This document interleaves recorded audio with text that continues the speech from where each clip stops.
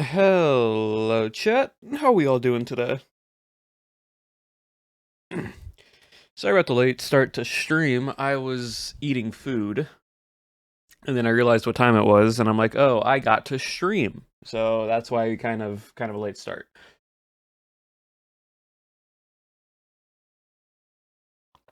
I was eating an egg salad sandwich, and it was really good. Um, yeah, we're here today. We're on island. Hold on. Ah. We are on MCC Island today because we're gonna be doing parkour. Because I realized it is almost the end of February, and I think, only done one standard run of the monthly parkour courses. So we're gonna run through all those. Then once we get done with that, we'll hop back on the lakes.gg, and we will be building. So that's what we'll be doing today. Just a little bit of like something separate, so straight into building wise. Because on lakes.gg build stuff, pretty much the underwater lab is done. I just have to throw in the spawners, which I need Legs' help with, just because I don't know the timing of what should and should not go there. I've been building because it's a good thing to do that's not just PvP practice, because I've been doing that off camera. And there's only so much PvP practice I can do.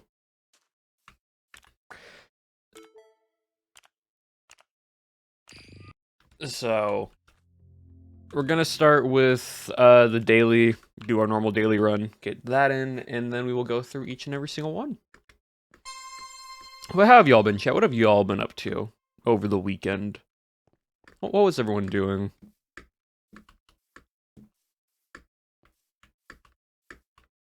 What?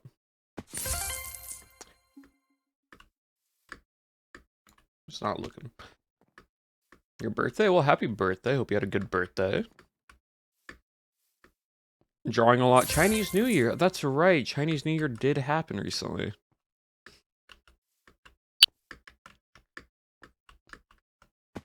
Well, for those who celebrate Chinese New Year, hope you all had a wonderful Chinese New Year. I finally have a week off. Yay, that's cool.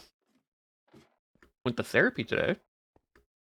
About 5 volumes of manga. You know what? That's good therapy in itself right there. Do math for 4 hours straight. That's rough. No, thank you. No, thank you.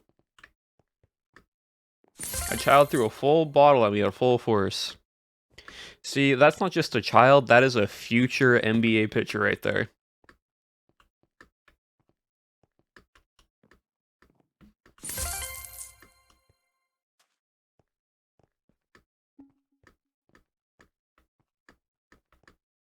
If they're throwing bottles at full force when they're a child, you know they can pitch a ball very well.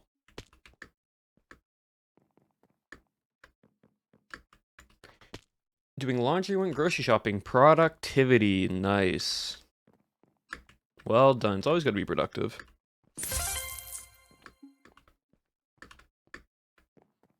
Yeah, chat. As for me, worked on a few things. Did a bit more building in the background. Edited the spooky, scary escape room game just a little bit. I'm still waiting to get some footage. To fully edit. I also need to figure some other stuff out for there. But I can hopefully get this video done, hopefully, early March. Because I don't want to rush it, and I want to make sure it's turning out good. So even though I wanted February to be the release date, unfortunately, things happen in life. And so on and so forth. So hopefully I get it done around early March to be uploaded. That's the goal. For a group assignment for the last 12 hours. That does not sound fun. Unless you're enjoying the group assignment, but yeah, no, that doesn't sound fun.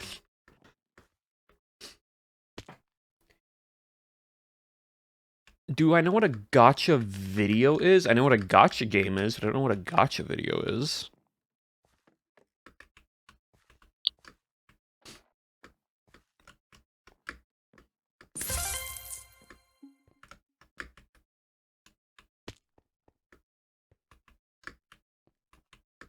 Gotcha Life, I think? I have no idea what that is.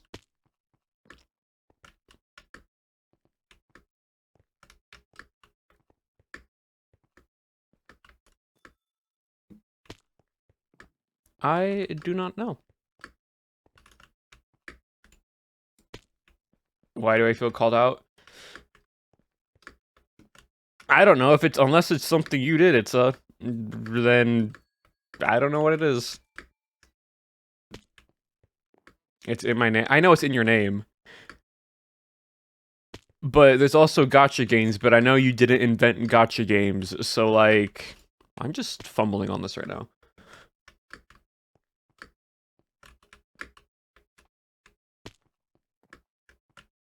Inkwell, thank you for the resub now for 4 months. I appreciate that.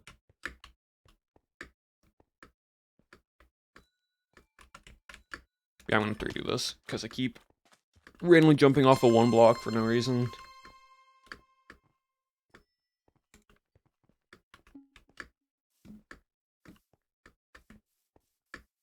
But up.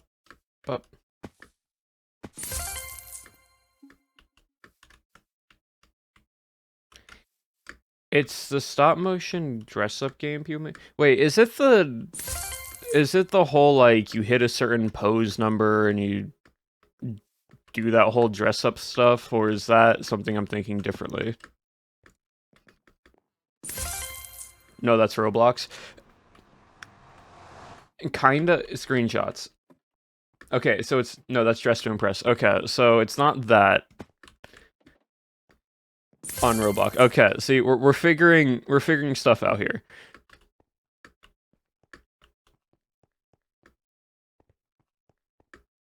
So this is something that is separate from that, but is similar to that. Okay. Wait, are the gotcha videos the little like chibi-esque characters that like people have made like stories and other reactionary stuff out of like certain characters and whatnot? Yes. Okay. Yeah. So I have seen those before. I have seen some randomly pop up on my TikTok at random points during Vampire SMP. But that was about it. I don't know anything else about that.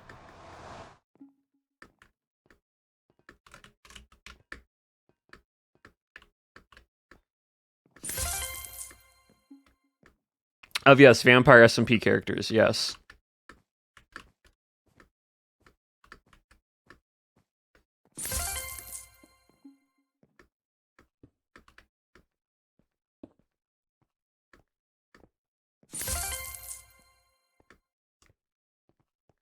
It was when Vampire's SMP was like going on. It's not like anything recently.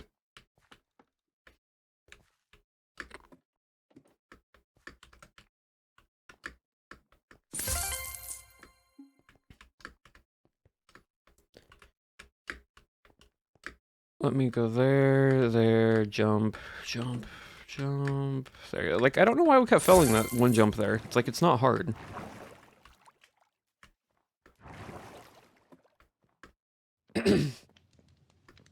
If others know about it, maybe. I just didn't know what the name was.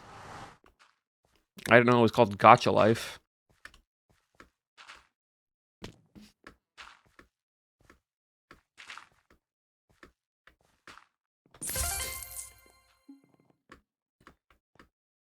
Alright, there we go.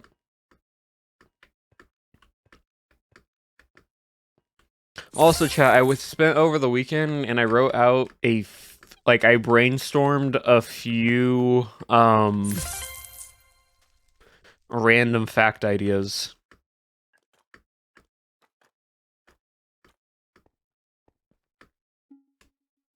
And so I'm not going to be trying to take like 5 to 10 minutes to try to figure something out.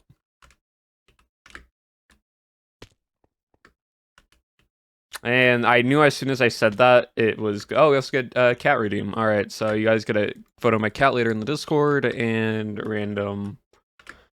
Let's hear. All right, one of them. Hold on. Let me lock in real quick to do the parkour, and then I will. There you go. All right. Okay, that needs to be on a timer. That needs to be on a way faster timer. Hold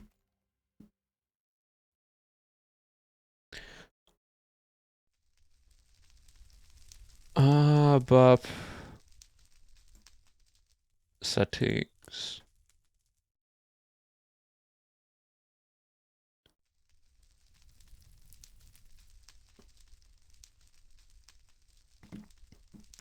Where is it? Under...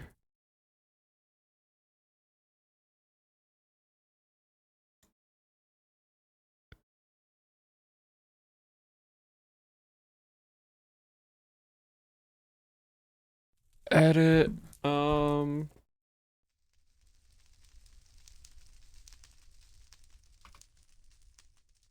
For now, I'm only going to do one per stream at the moment, but I'll still answer the 2 random facts because I didn't realize there wasn't a voice chat there. Also, Ash usually think of 50 bits, and it's a thank you for the 100 bits. Just so we're not spamming 10,000 channel points worth of facts, and I have to come up with multiple ideas over and over again. But yeah, so I'm gonna give you all the option. Okay, there's like I broke these down in the categories. You got school, you got food, you got childhood moments, and you got hobbies.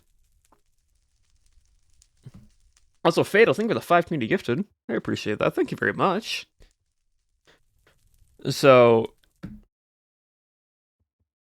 are you going with school, food, childhood moments, or hobby? I'm seeing hobby, I'm seeing hobby, I'm seeing school, I'm seeing childhood moments, school. Or it's like 50-50 hobby. School, childhood, hobby, hobby. Hobby, okay, hobby. Okay, I'm seeing a lot of hobbies. So I am self-taught in dancing.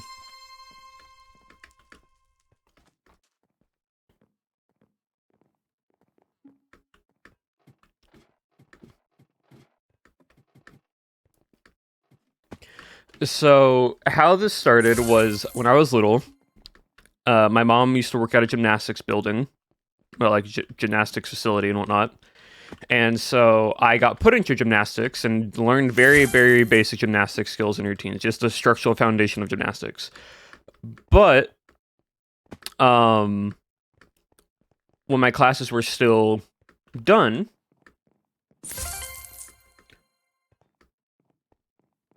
I then got put into like, so my mom was still working at the time and didn't have anywhere else to like go to.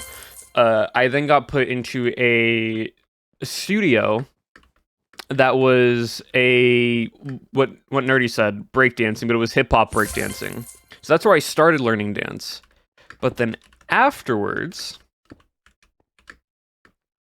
after all that, I then got to just start watching YouTube videos, and I started picking up on just dance routines and dance styles and whatnot. So like I have a very basic understanding of a lot of different dance styles, nothing professionally and nothing like professionally taught, just all self-taught.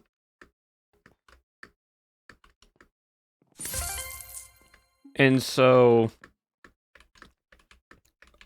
I've been basically self-taught in dancing since I was little and watched a lot of different pop dance styles, a lot of different tutting, breakdancing, a bit of contemporary. Learned the basics of how to samba. Do you still? I dance for fun, but nothing like consistent, like classes or anything like that.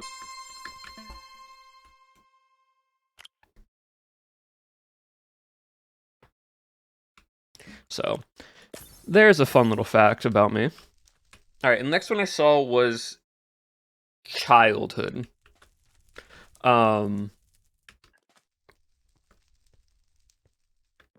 Now there are 2 options for childhood at the moment. Well, actually, I'm gonna ask you guys want to do childhood, school, or food? Childhood moments, school, or food? Let which one do y'all? Because there's other options for them, but I want to see what y'all childhood. Okay, yeah, because I probably figured because I said childhood, but that was the most requested one next.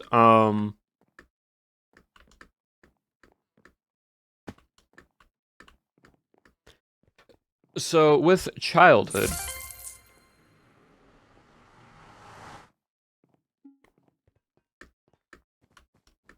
I can do one where I was being dumb, or I can do one that was a very, very intense moment. Do you want intense or do you want being dumb?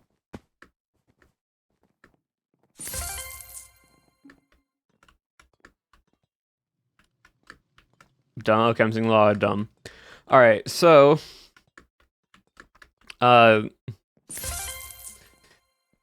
with the dumb one,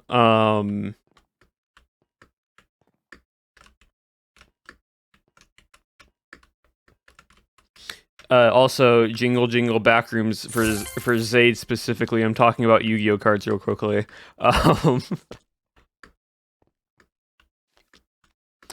But when I was younger, I was over at my cousin's house, and he had an old set of Yu-Gi-Oh cards that he didn't really use anymore, and they were like a bunch of old duplicate cards that he had and whatnot, and nothing anything crazy. And he knew that I wanted them.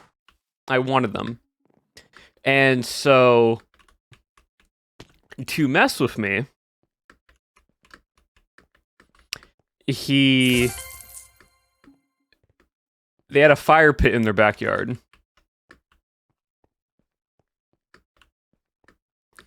And he lit the fire pit and threw in a bunch of Yu-Gi-Oh cards into it. Basically making me freak out and panic because I'm like, why are you doing that to the Yu-Gi-Oh cards that I wanted?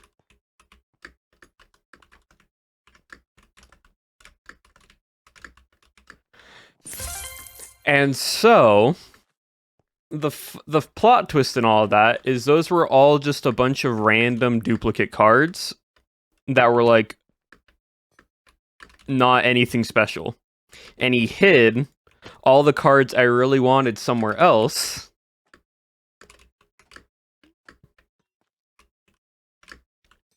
Just to make me panic. And so he messed with me because of that.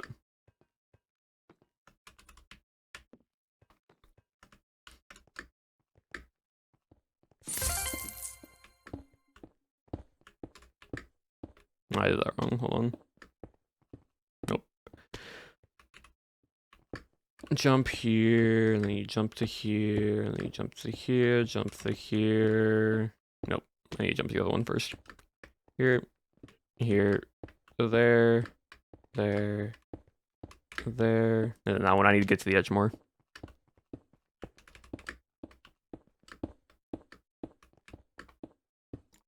Just jump to the corner there. Huh. But yeah, no, that was a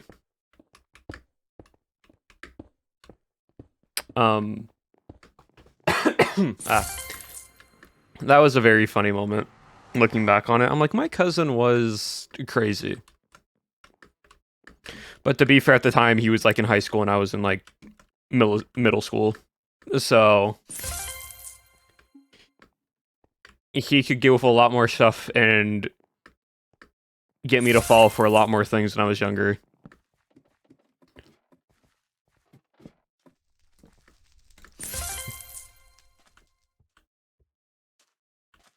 Oh, it's this. How lovely. Thank you, Gold, for this parkour.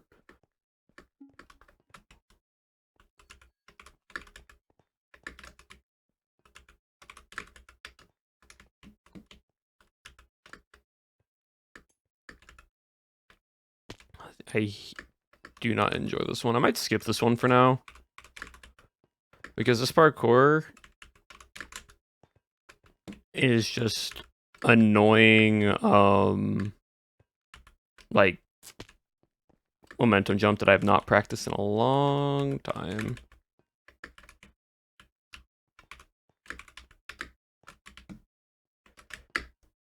Yeah, and timing-wise, it's basically a 4-block. It wasn't Pokemon cards, it was Yu-Gi-Oh cards.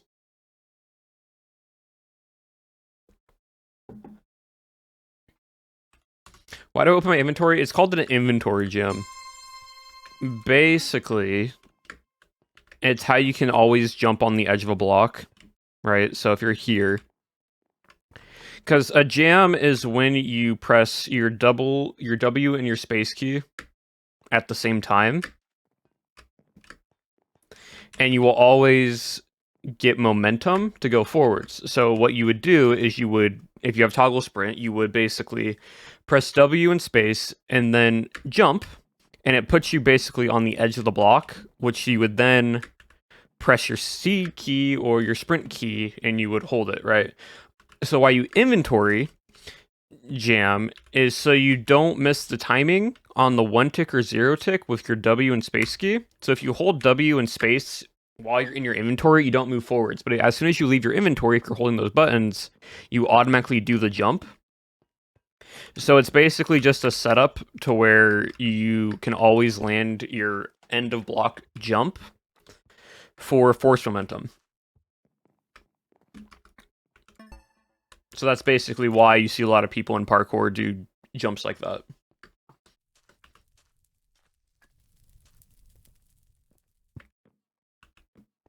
Make it a bit easier, possibly. Treadmill. Peloton's good. Any type of cardio is good for you. Like, any type of cardio for the body is just overall good for you. A bike's good if you prefer biking. Walking is good if you want to just walk on a treadmill.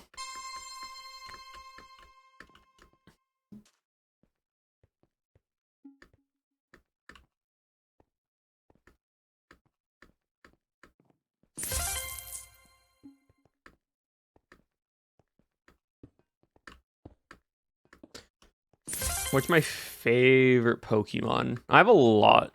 I have a lot of favorite Pokemon. Because there's a lot of cool designs. Like, I like Phalanx, I like Lucario, Urshifu, Marshadow.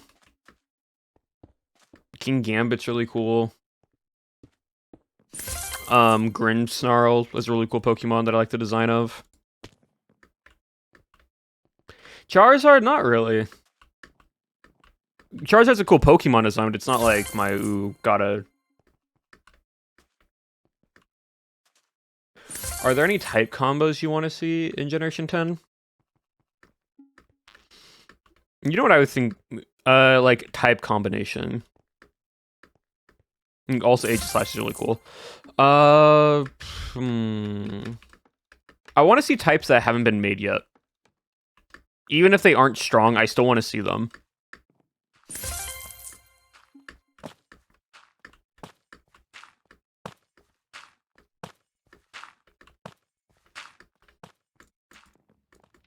Because of EGC, yeah. Like, the other thing that I would love in Generation 10, and this is because I watched a recent Wolfie VGC video, was there are no legendary bug-type Pokemon. There's mythical bug-type Pokemon, but there are no legendary bug-type Pokemon. And I'm like, it would be cool to see a legendary bug-type Pokemon. Like an actually strong bug-type Pokemon. Because apparently there isn't. Just because Genesect doesn't really count. I forget why Wolfie mentions it, but Genesect doesn't fully count in competitive for some reason like that. It's the same with like Volcarona. Volcarona seems like a legendary, but is a mythical. Not mythicals. Yeah, it's not a legendary, which, yeah, you would think. Like, Volcarona, I fully thought was a legendary Pokemon, but no, it's a mythical. Gen 6 mythical, there it is, yeah. I forgot if you said it was mythical or not, but...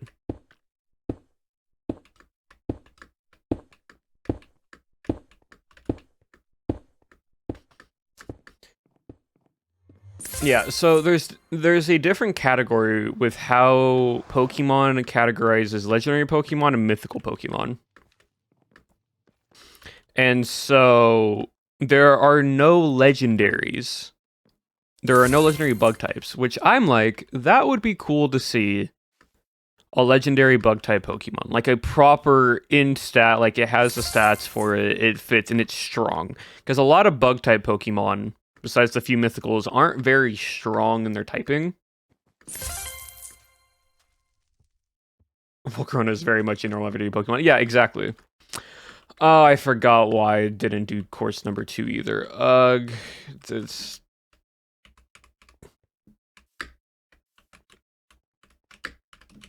it's this nonsense.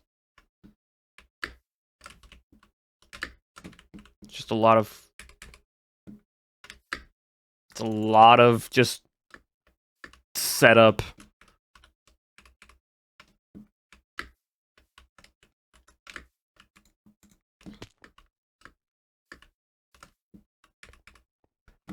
It's just doing... It's just like doing 2 shifts, like 2 taps forward, neoing, and doing 2 taps forward to like line your crosshair up on that pixel, and then jumping. And it's just outrageous because the other side is a different block texture.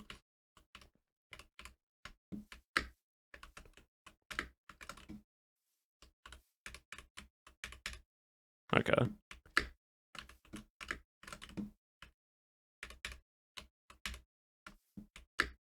Gosh, I hate that so much.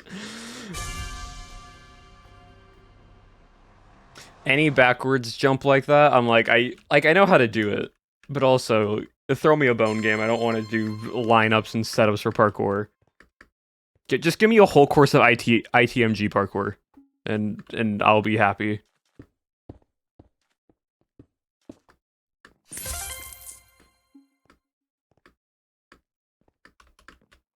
Or I can just install a macro that just lets me auto jump on the edge of every block, and then we'll be fine. I don't have to worry about parkour ever again. But it is what it is.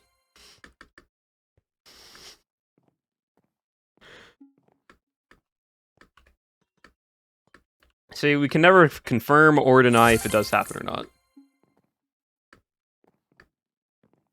But what definitely you can hear is when someone's locked in and you hear them press the spacebar when they're locked in.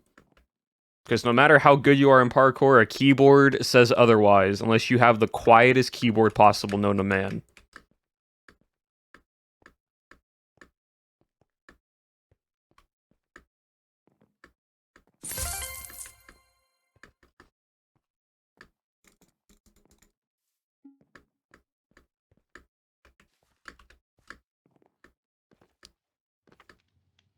Like, I can try to make my keyboard as quiet as possible right now. Like, I am trying so difficult to make sure my keyboard is not, like, being popped up at all when I'm pressing space. So my finger, like, my thumb is on the edge of my spacebar right now, and I am just barely tapping the corner bottom of my spacebar so the sound doesn't get heard right now.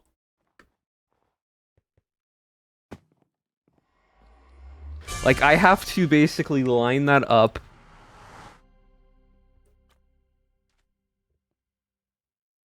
is the loudest key on the board. Exactly.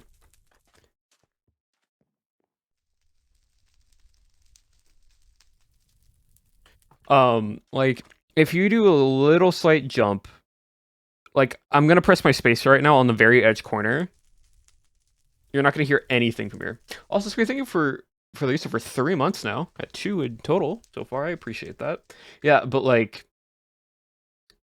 this is here normal. This is on the edge corner of the spacebar, right? Because basically the spacebar is hollow. So the air, when you press your key, like the spacebar key, the the air gets pushed down and it gets pushed up, which makes noise, aka this. This is just the sound of the plastic hitting off the spring and the spring bouncing up. Right?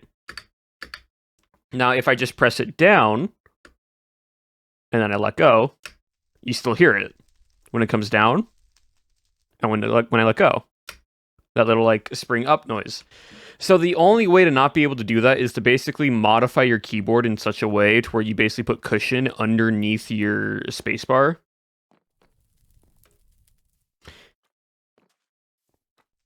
Yeah, nerd. No, it very much is. To where you don't want, because, like, genuinely, I don't hate, I really dislike the spacebar noise of a keyboard. Because it's always just so loud compared to every other key. Right? Like, I can, like, if I do WASD on this keyboard, it's like the keycaps on this keyboard's nice. It gives, like, what's considered a thocky noise to it, right? Like, this isn't, like, bad. It's, like, decent. It's not really, like, clacky. But for some reason, spacebars, because they're so big, it has more of that, like, clack-ting noise to it.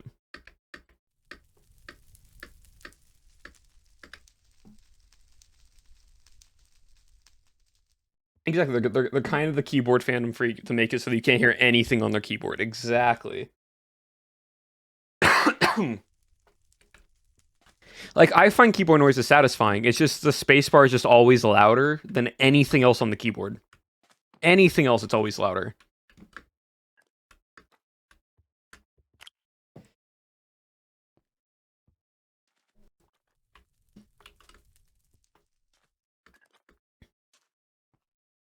My spacebar is broken.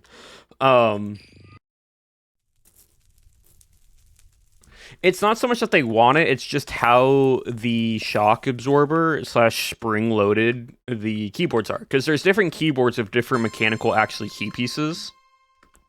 The gauges that make the noise are, because it's not the key, the keycap has a factor to it. If you change your keycap material, it can make the sound different. But also, if you change the key canisters, that actually push the key up and down, that also changes how the keyboard sounds. So it's two different things. It doesn't use a keyboard or computer. That's fine. When I press space, it's like I drop a water bottle on the floor.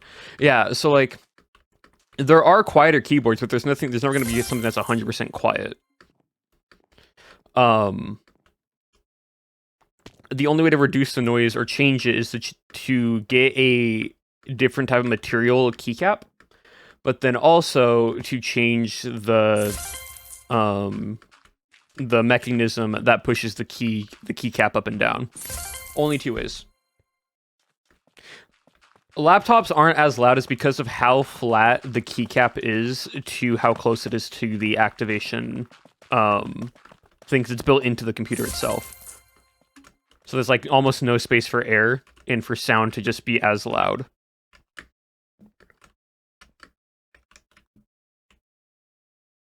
Generally are quieter, but not widely liked, yeah.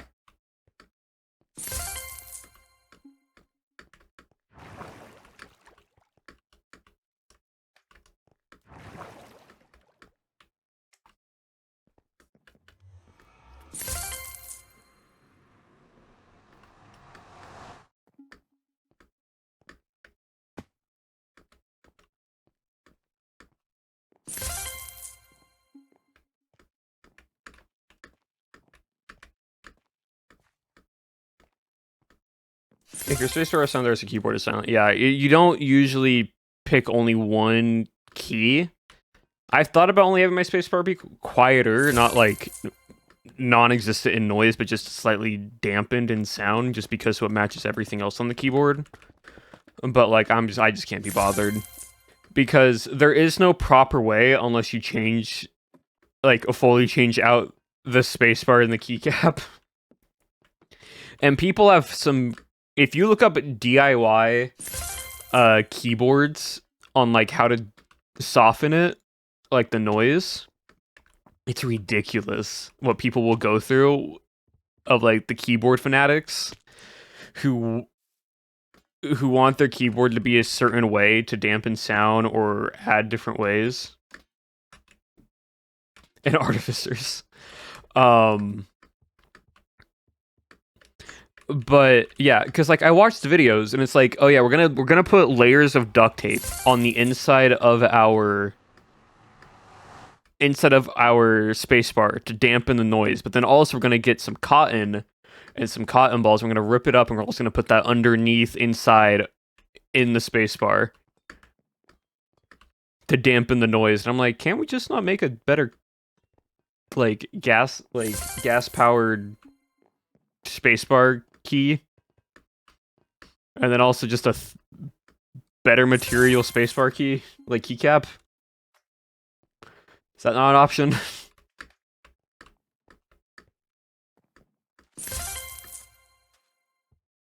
Layers of duct tape and cotton, yes. People want a noise for their keyboard. They always want their keyboard to have some type of noise. That's always how it's been. I haven't done this parkour in a while. Not that hard. It's just I haven't done this one in a while. Oh,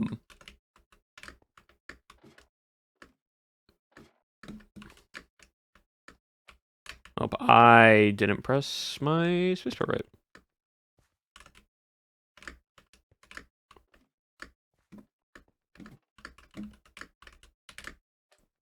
There we go. And this is fairly easy. Audio feedback. Yeah, like, people like the clickiness. So there's a difference in, like, I prefer keyboard noises that have a bit more of a, like, Forcey's audio situation in general is 1-year-old. So, like, I have a keyboard. Right, like, my preferred keyboard sound is that it has a more, what's considered thock noise to it. So it has a deeper, like, click. Right, so... Right, like, it has a bit more... I wish it was a bit lower in tone, but for the price of this keyboard, it was really nice. If I wanted to update this keyboard, I could just go in, remove all the keycaps, and then just change them with different key springs, but like that... But, like, I want something that has, like, a nice, just smooth, like, tone to it.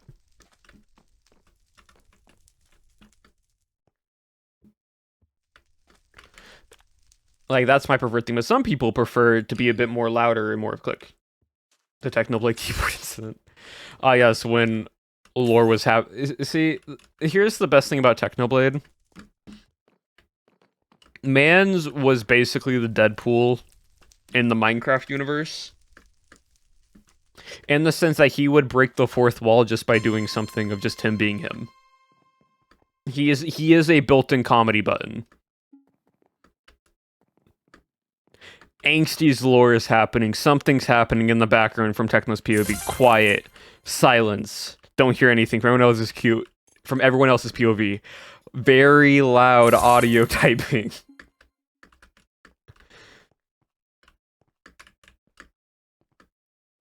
And it's great. Also, his voices were very funny. Yeah.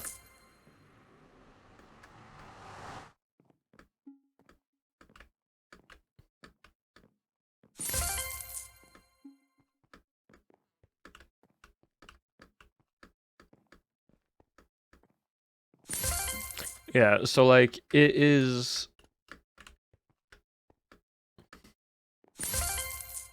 very interesting how keyboards work. Oh, speaking of, like, upgrades and such, chat, this isn't happening anytime soon.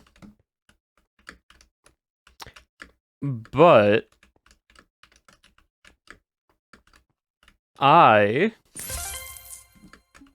or I should say the setup, might be moving to a different room.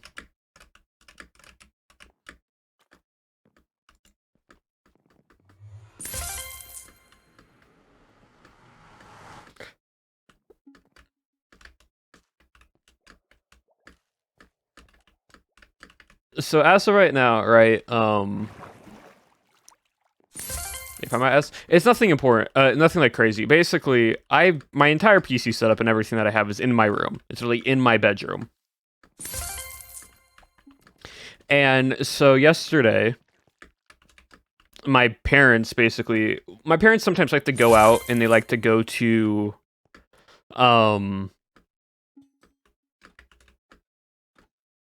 like areas that are being built for like new communities and whatnot, and just look at like model homes and whatnot just to get ideas to renovate our house.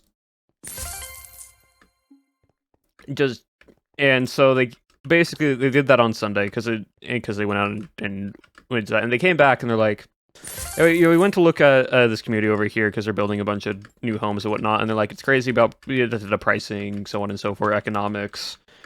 How it's crazy how much a house is for the size of the lot, and so on and so forth." And basically my dad was like, if we ever actually wanted to move, we would basically be paying X amount more to move into this house and then renovate it how we want to, or we can just take equity out from the house that we already live in and then renovate the house that way, which is what people normally do. Is that if you own a home, you can take the equity out of your house and then you can take that and then reinvest it back into the house by updating the interior and so on and so forth, right? Way more cost effective, and basically you don't have to move everything and every dog. Of course, it's freaking coconut forest. Right, and so he basically was like,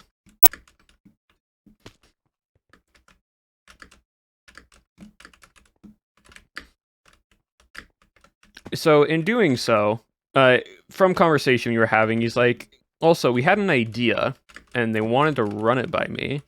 We have basically a spare bedroom in our home that doesn't really get used, like maybe gets used 4 times out of the year, like 4 days out of the entire year when like some family come over and whatnot. But for the rest of the time, it's just basically a like semi-storage room, guest bedroom. And so they're like, would you want to basically turn that into your own like separate office space? Give yourself more room in your room, and then also we turn that room into your own office space. So we would move everything out of there, we would redo everything in there, and then you could move your PC, and then we would get some shelving, we can figure out soundproofing stuff properly, and go from there. Isn't repaid, the bank gets that. Oh yeah, no, my parents are good with money.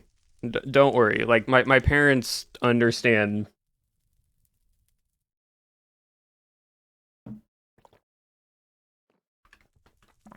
Like it's much more of a understanding because my parents have done it before.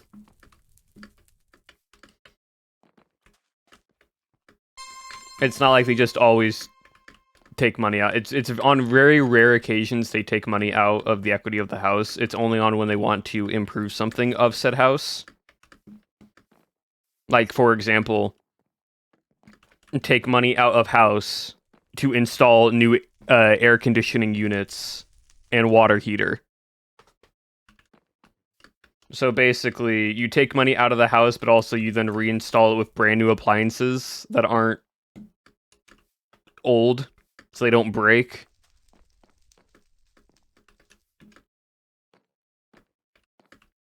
And then that almost, it doesn't fully balance out, but if then at any point you want to sell the house at whatever current market price is, you now also can add to the thing of the features of the house that it now has brand new like air conditioning appliances and new heater and so on and so forth. So like it basically allows it to stay renovated while you live there, but then also so on and so forth. I don't know the full context to it, but it's just basically the rough idea of how they explained it to me.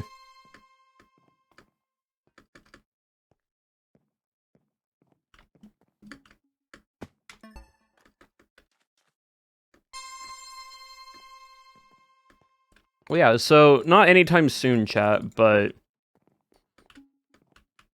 in the background and the space that I am in right now might change within the year to invest into it. Yeah, don't use all of your house's value because that's just stupid. You need some money, but you take a portion out, put it back in. So house prices are nuts. It's honestly ridiculous at the pricing of everything.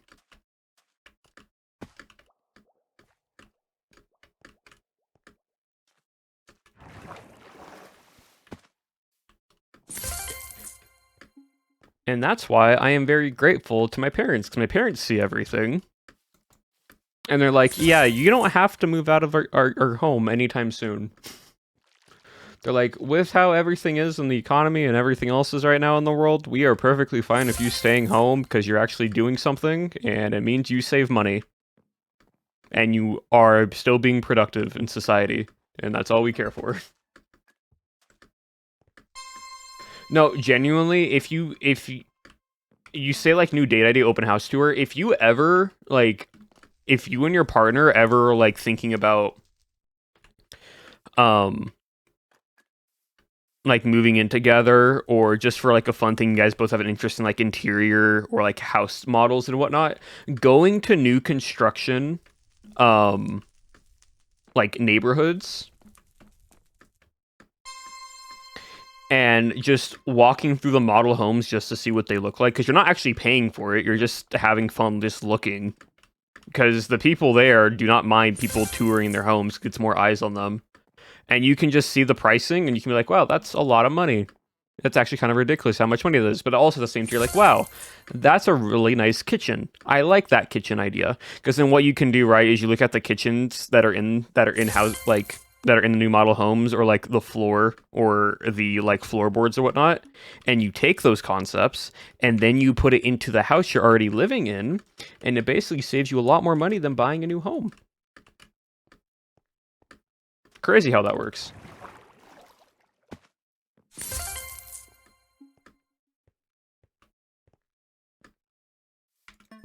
Those houses for the same reason.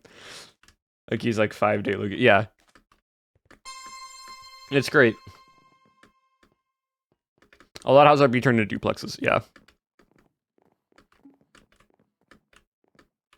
are also really expensive. Yes, but upgrading a kitchen is probably going to be cheaper than buying an entirely new home and then also having to install the kitchen appliances or other stuff that you want to make it to how you want your house to look like. That's the other part of it. Because sometimes some houses don't come with the appliances. Because they are just bare bones, and which means you would have to then also buy all that stuff.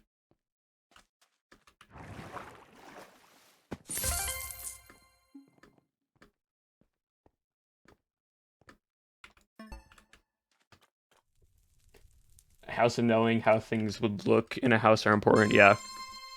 Housing is complicated in the US, yeah, basically.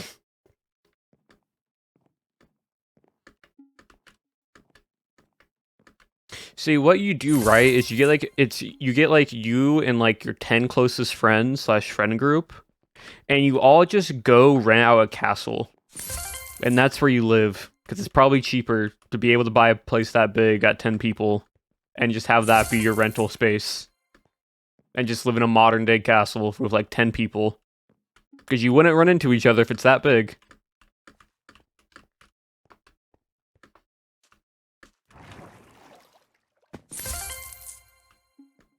You find the proper price point, you find a location where everyone can meet up, and you just live there. For rent.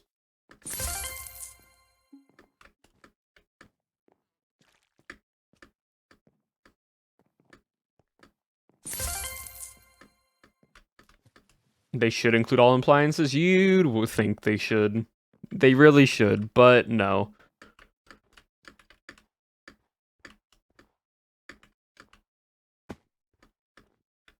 Content house, yeah, content house strat.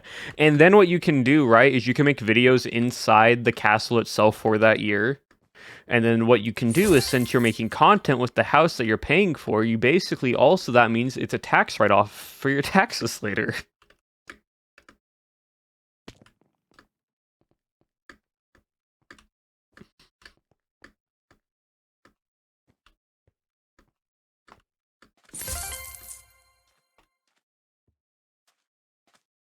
See, logically it makes sense. Capitalism doesn't make... No. Yeah.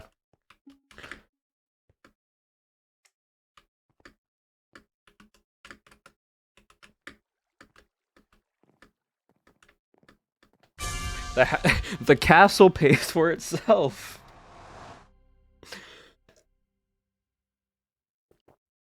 Remember, I claim no responsibility as I am not a financial advisor, and whatever you do with your own money is up to you. I do not claim any responsibility for what I am saying. This is all sarcasm and a joke. You need to put that disclaimer out there. Just to be sure.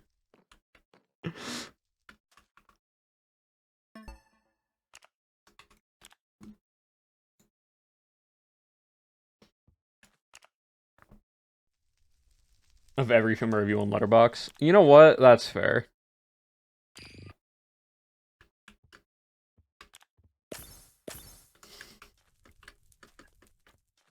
Oh, chat. Want to know something crazy? I had this conversation with my parents over the weekend. I don't know what it brought on. My parents reminded me something that I fully forgot about that I had in elementary school.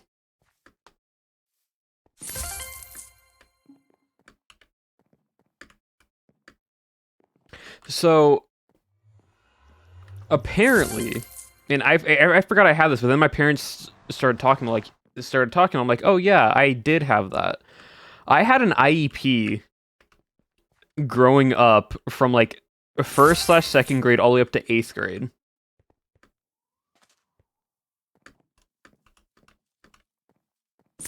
So, what's that? So an IEP is an individual educational program.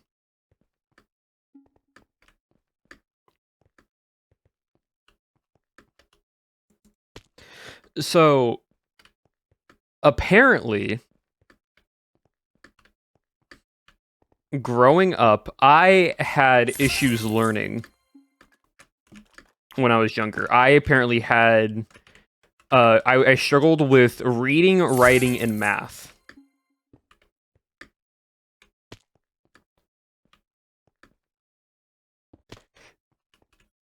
But it's not basic accommodations because I'm neurotypical. So that's the thing. I'm not neurodivergent, but I struggled with the learning in reading, writing, and math. But it can be for accommodations for neurodivergent students. IEPs can be accommodations for basically anyone that, whether it's neurodivergent, someone who has autism, people who struggle with learning. I got pulled into speaking. Yeah. So I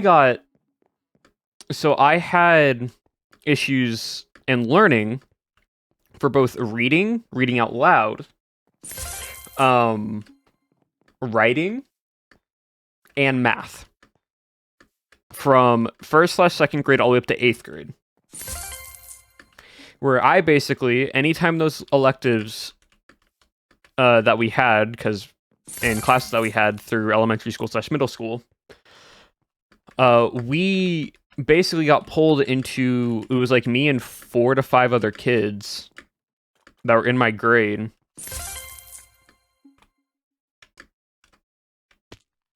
Probably neurodivergent. Yeah, I had it. Yeah, I don't know why. Towards the process fast enough. Yeah, so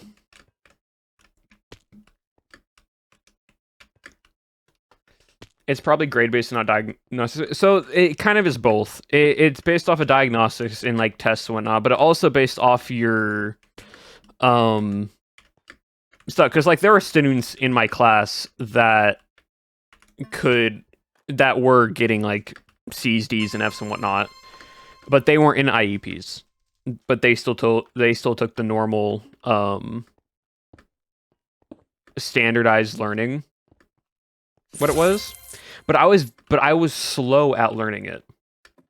That was my struggle. Is I was very slow to learn, and so I couldn't comprehend certain things when told right away. A 50 member education class correctly. It might be. Like I don't know again. My parents also don't remember the full extent of it.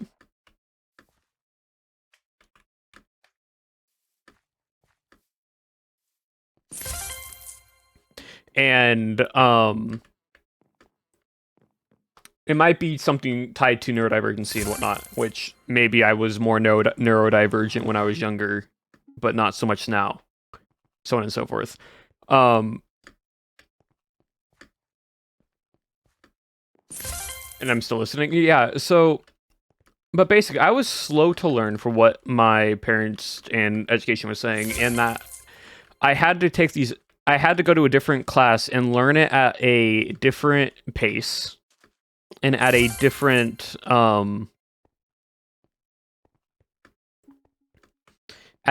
rate than all the other students.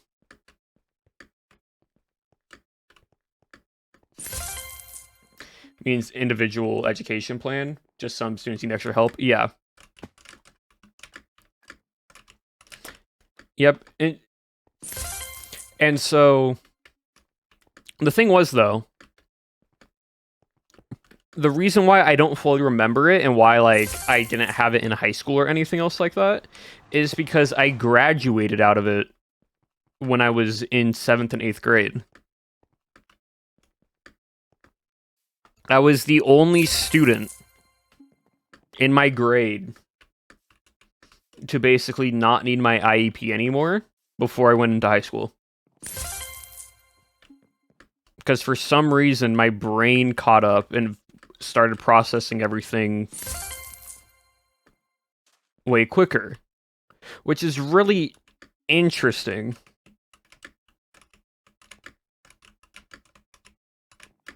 Because IEPs are not like a permanent thing, but it was very, very interesting, and it was also interesting because I remember when my parents told me that I graduated, that I'm like, that's why what happened. Because I remember I graduated mid-year for like math. Math was my last thing. I always did not enjoy math. Math was always my hardest subject to learn. And I remember I graduated catching up to everybody mid-year 8th grade.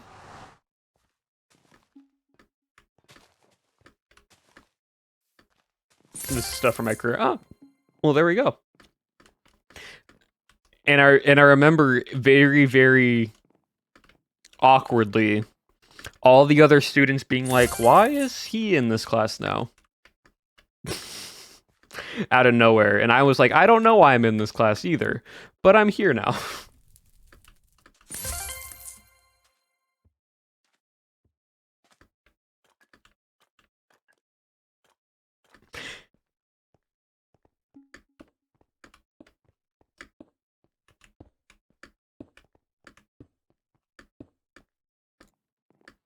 Yeah, so like that was fun because I basically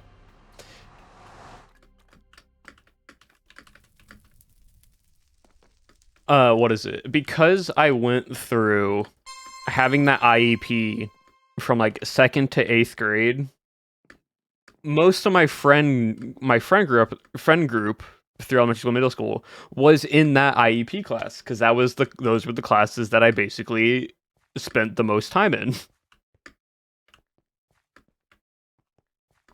So after I graduated out of each, like after I was able to then graduate out of reading and writing, and then eventually math and whatnot, it was interesting trying to remake being friends or acquaintances with students that you know who they are, but just never actually knew what they enjoyed.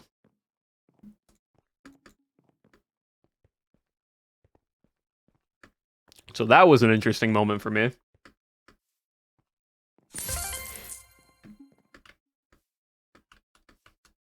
And then after this conversation in my head, I'm like, it all makes sense. It all makes sense now.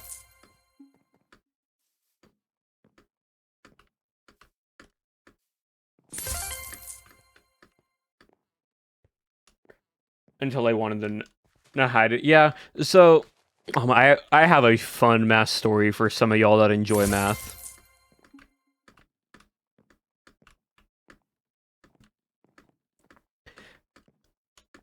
So with my entering into high school, I got put into my high school basically at the time did block scheduling where for one half of the semester we did X amount of classes, and then winter break happened, and then next semester we did a new set of whole new classes, basically block scheduling, right? So for some reason, freshman year, I got put into the math class that was again the IEP math class for students that were slower in learning math, even though I graduated out of math, so I had to take math for two blocks, both the fall winter semester and the spring summer semester for my school. For some reason, even though we tried to ask them, and they're like, "Well, your son had this, so we're putting it into this just in case." So on and forth. So, because usually what would happen is at my school, you would go, you would do like algebra 1, and then the next block semester you do geometry, right? So like that's how this happened, right? But because of that, I had to take geometry my first semester, my sophomore year. And by the way, I aced through that algebra 1 course because again, they were teaching stuff at a very, very basic level that I graduated out of, and it was just out of a notebook, out of just this massive, thick paged book that we're just following. And there was me and one other dude. His name was Matt. Me and Matt, we sat next to each other. No, sorry. Me, Matt, and a kid named Devonte. Us three knew everything in that Algebra 1 class. We all sat next to each other, and we speed ran and blitzed through that entire book, and we were ahead on pages before what they were supposed to try to teach us. And so...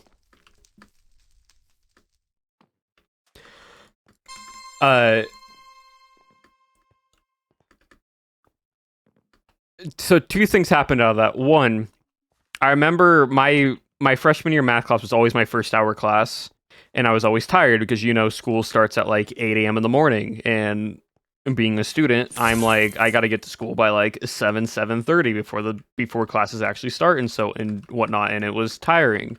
And sorry, I remember one day, I forget what the teacher's name was, but I already had everything written down in my notebook. Like I already answered everything. And I was an A student. Like I had no issues in their class, right? And I remember I don't know what was with this teacher, but she was just so strict and whatnot if you weren't paying attention and so on and so forth and whatever. And so again, she's teaching all this stuff. I can actually go to a different parkour. And she's teaching all this stuff. And I already have it written down in my notes. I already have the answers already written out of what she's basically teaching. Right? So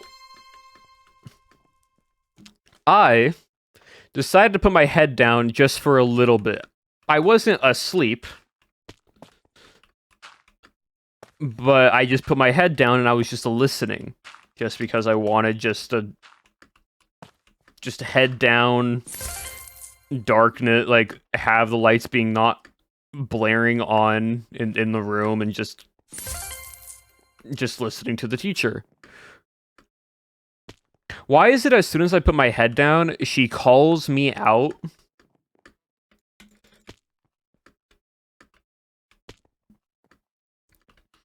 And she's like, so can you please answer XYZ question? Right? And so I put my head up, I look at the board, I look back down at my paper, and I look up, and I'm like, it's 962. Like, I random number, but basically I did that. I just looked down at my paper and looked up, and it's a 962. And it was the right answer because I knew it was the right answer. And she had this bizarre look of like, oh, he's actually right. That was the correct answer. He's actually still paying attention. And then I put my head back down and she left me alone afterwards.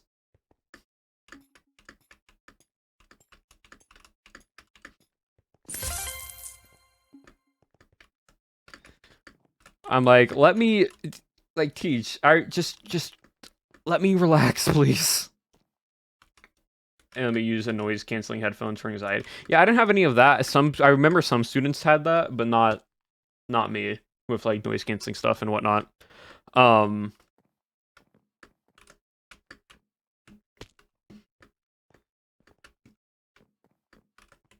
I think I only used my IEP one other time in high school when because I had an IEP in elementary school, I had the option to be able to take a test in a different room, which I was always down to do because it was just nicer to have to be able just to take a test in a separate room, and it was just chill because the person who was in that room was always chill. And so when we were done taking tests, they would just be like, "You can just relax for a bit now." Like basically, yeah. So anytime they gave me that option, I would gladly take it. Um, but anyway, so that isn't the story though. So specifically in math, sophomore year of high school, I had to take geometry my first semester because again, the whole IEP thing with algebra 1, even though I didn't need it.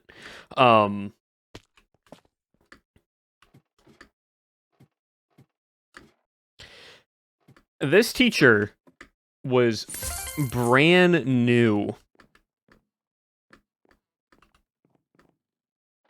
to the school district and brand new, like just got their degree, so on and so forth. Right? I kid you not. This is one of, if not the worst actual teachers that has taught me ever in high school.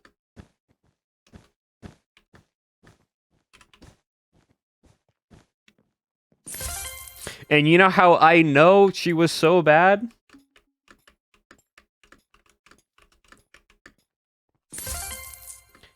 It was because that out of a class of like 32 students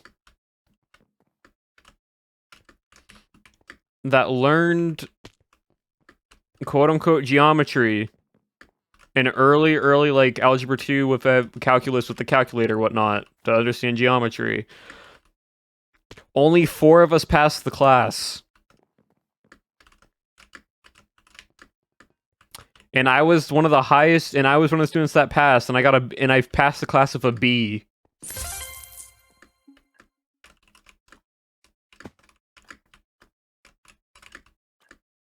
And the only reason why that I passed the class and one of my friends at the time in high school passed the class is because I had a friend that my mom worked with, really chill dude, who had a math major.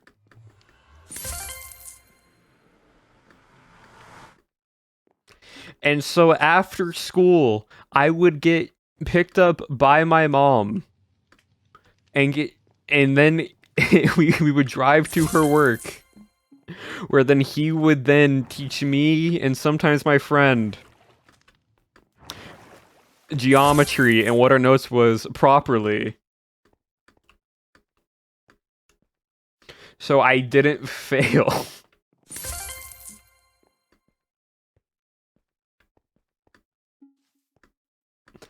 So thank you to my mom's work friend. Because if not, I think all of us besides 2 students would have failed that class. They had no control over the other students, so I ended up failed the test, started. Yeah. Yeah, so she failed By the way, remember, we're in block scheduling, so it's not just my class she's teaching other classes as well. So it's like every hour she's teaching a different math, like a different class for geometry, and so on and so forth, right?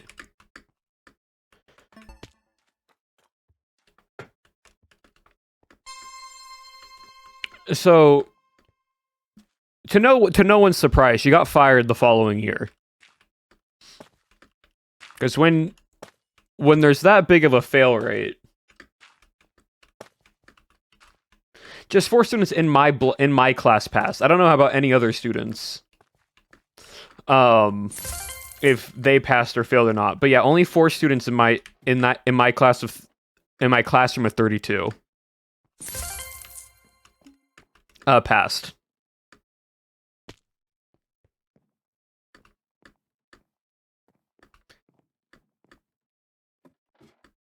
Teacher's own question. Yeah. The only reason I stayed at school, I was struggling with writing and reading. Oh yeah, no, I had teachers all the time that were super great.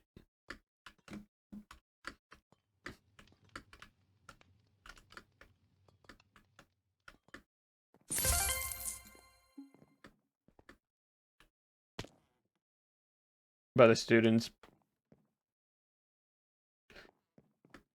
Yeah, schools are very, very finicky. Luckily, my district where I live, I think they have to. It's a mandate requirement. Oh, trust me, I don't miss public school either. 12.5%. 12.5% pass, yeah.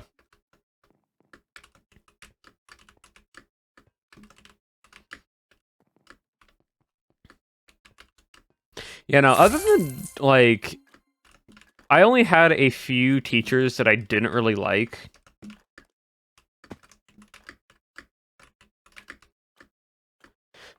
Not so much that I didn't like them, I just didn't like how they taught. The thing was, I was a student where no teacher ever got mad at me, or no teacher ever disliked me. Because I just figured out really easily of, like, if you just give the teacher an ounce of respect and you just listen and just do what you need to do real quickly, it makes school and learning way easier.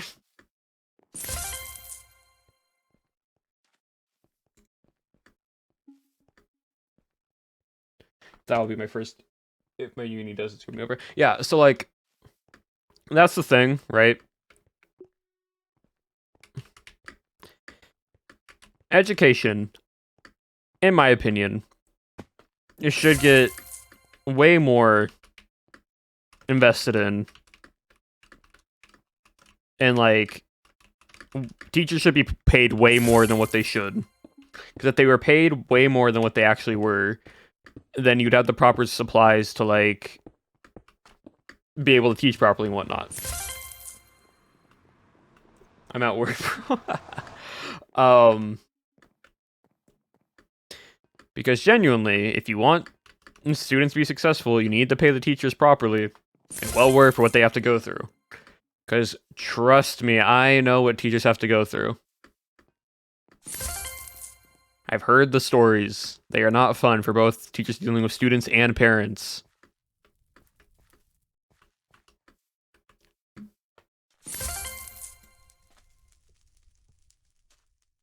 For at least another 2 years. Oh yeah, no, trust me, I know.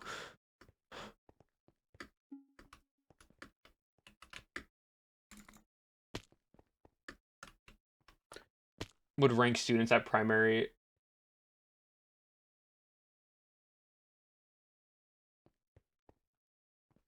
Till 12 a.m. doing homework. That's not fun. That's not enjoyable.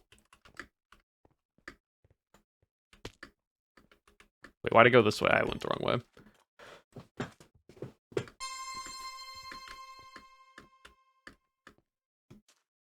They hold that absolutely should get paid for it. Yeah, no, they definitely should.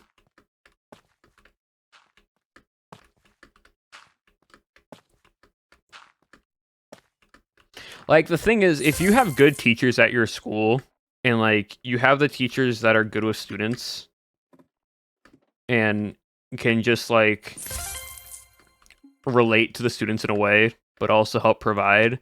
The students will do better in school, and they will enjoy the classes better in school.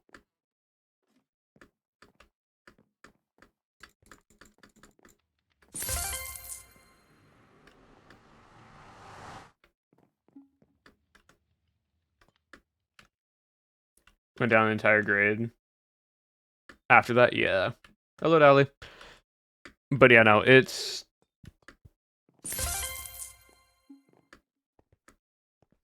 definitely is something.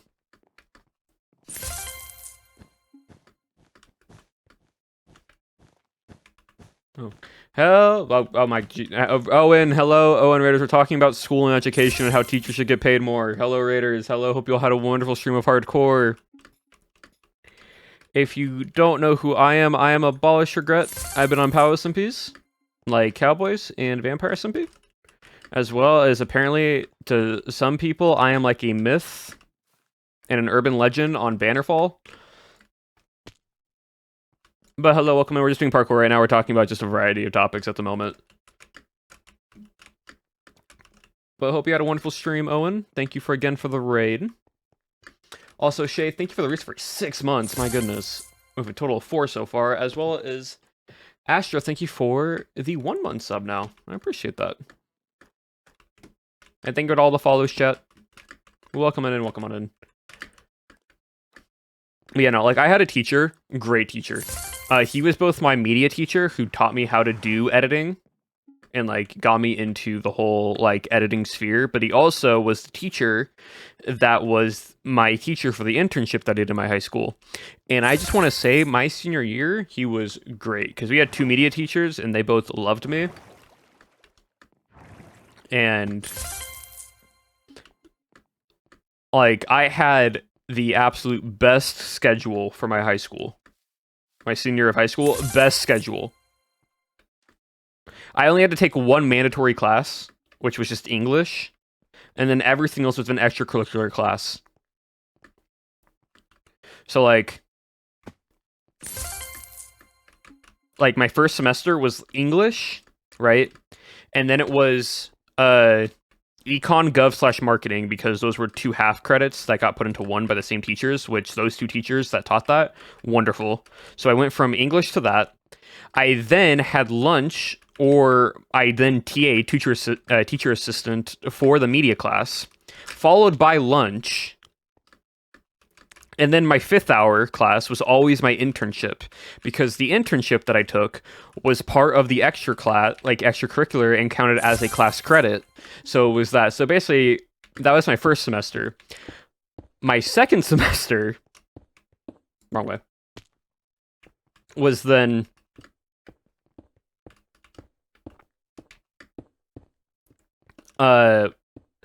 I then took a super easy class. Forgot what it was. Followed by again econ gov, because again separate thing. And then of course, and then repeats the process of just doing lunch / TA to then internship. And so I basically took 3 classes for both semesters that I took were lunch, my TA, and my internship for both semester. The only 2 actual classes that I had that were like, or 3, were my econ gov / economic class, which I wanted to take because that was a fun class. We learned about marketing and everything and like economics, whatnot. Well, lunch isn't a class, it's mandatory. It's a mandatory thing, but it was the 45-minute whatever break that you get for lunch. And then English, which was just 1 semester, and then something else. Right? And what was great about this, right, is because the tech teachers were so chill with me. We have a separate room for TA, for the TA stuff. It's like a 15 to 30 minute lunch thing. I forget how long it was. I haven't had a high school lunch in a long time. I think my lunch was around like 30, 35 minutes.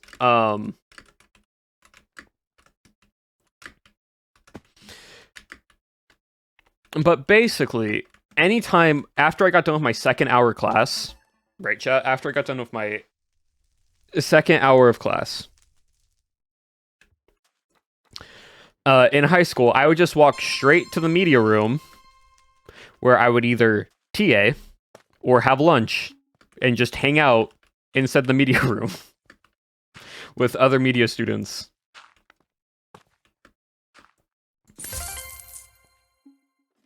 I am too British for this. It's fine. It's all good. Oh, speaking of my media thing, chat. So at my high school, at the time, when my freshman year of high school, going into it, my high school used to, doesn't anymore, had Macs as all of the editing computers for the media tech class. Had like early, decent, good working Mac like processing stuff for editing, which is great because Macs are really good for editing and that type of work.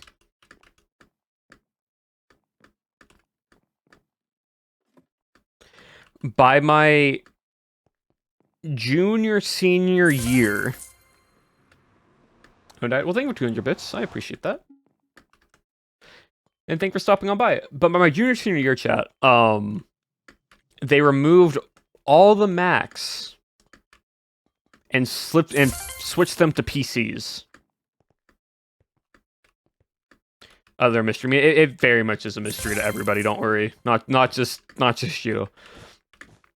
But there was a paid intern, like teacher associate, who used to go to the high school that helped the media and internship stuff. And so me and him, because we kept a few of the extra Macs.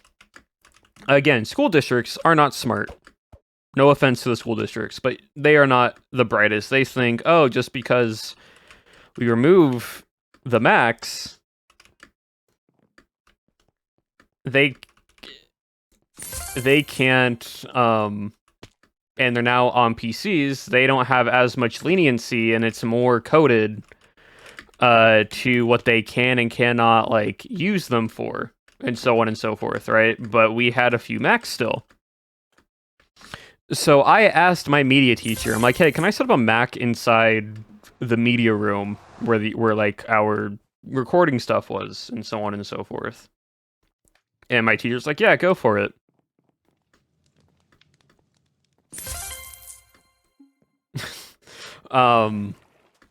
I plugged in the Mac, it connected to the school Wi-Fi instantly, and I typed in my my school username and password, and that was then just my personal computer inside the school district, which had way less restrictions on it because it was connected to a different port in the school. So whenever I needed to pull footage off YouTube or needed to watch some stuff or do whatever, I was on that Mac. Like literally, I was the only one with a Mac in that entire school that I was using it for, even in the internship, because I was able to get away with it. Because no one else had a login there. I set up my login, I set up my password, I set up everything, so that Mac was only to me.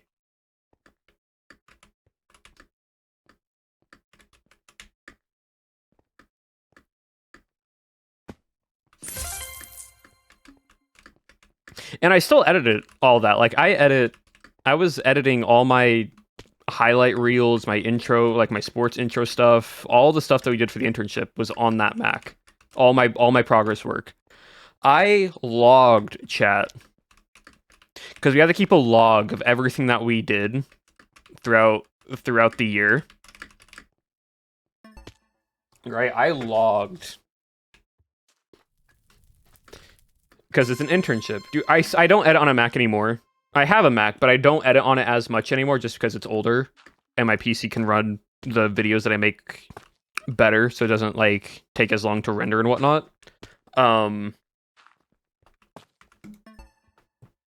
But because of that, since I was always in the media room for basically at minimum 3 hours plus the extra time that I would stay after school to like edit or just at home editing when I was doing really big projects. I logged 1,000 hours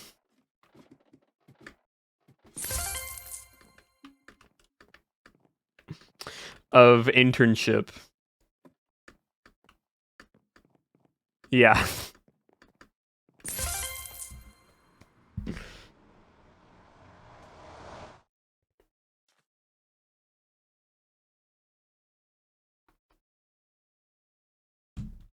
Because I would bring my work home and work on it at home.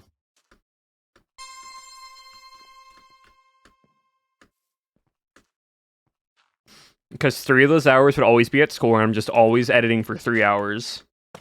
And then I would come back home and edit for like another X amount of time. And then I'd edit on the weekends, and I'd like do reports there. But the other thing is, it's not just also editing, it's anytime we're doing field work. So like if we went out to go to like a shoot or an interview or whatnot, anytime we left the building, those count as hours. So driving there, editing, recording, setting up, production, post-production, all of that were hours. Planning, post-planning, all of that are considered hours. Like not YouTube, like intro videos for athletes or sports programs or like highlight reels or internships with like interviews with medical institutions or sports studios or commercial companies. Like this was a proper internship. That's more than 4 months of full-time job. Yeah, I locked in because I wanted to be in a like there was a club, a fictitious club, basically like a media manager, but we would just do it as an internship where it was a student ran internship where the teacher just had oversight, but it was ran by students and the teacher would just give us like get us connections and we'd then work with them. So but yeah, like that was what that was. And it was great. It's where I learned all my editing. It's like that internship was the foundational like piece of editing for me, of how I edit and like learning production and film.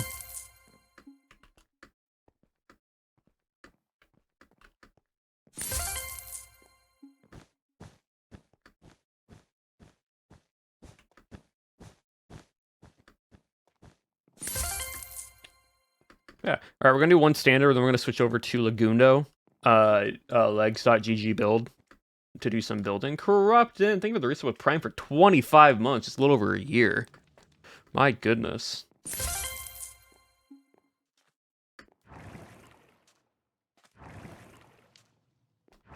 Yeah, we're gonna switch over to legs.gg for building, and then we'll just do some chill building for the rest of the stream.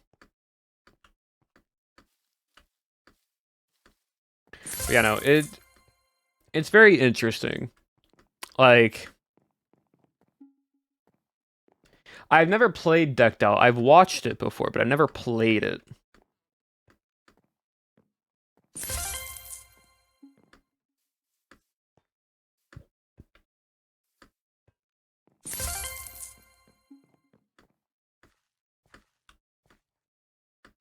Where am I going?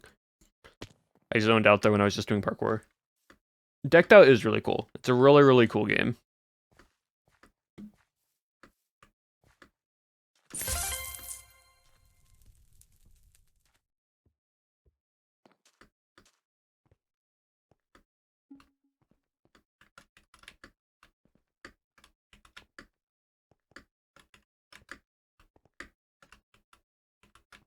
And there we go. Jump scares are worth it. Alright, cool.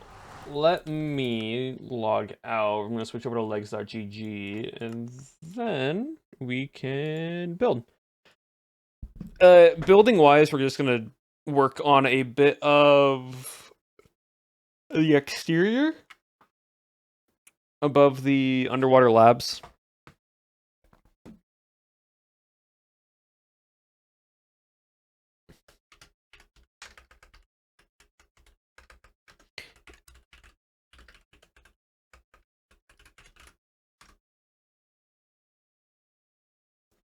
and then go from there.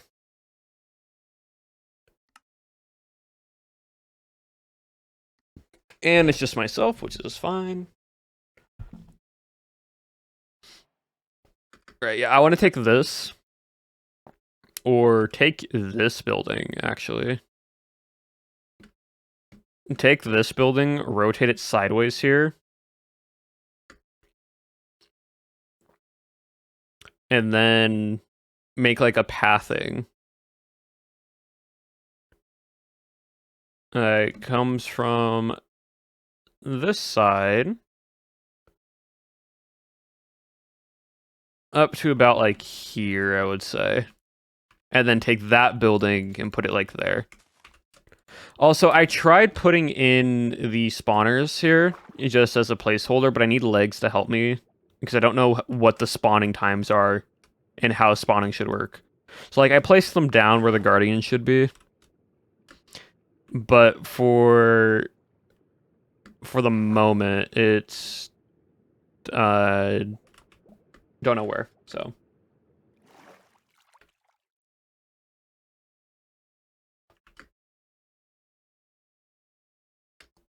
First off, though, I need to make a brush. Block. What block is this? Spruce leaves, birch leaves. Okay, it is just spruce and birch.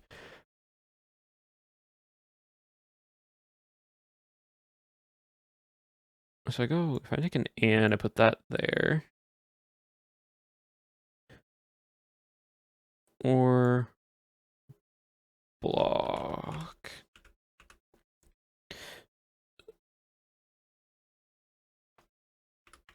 I want to see, does this work if I do birch leaf that, and I just take this and I go air?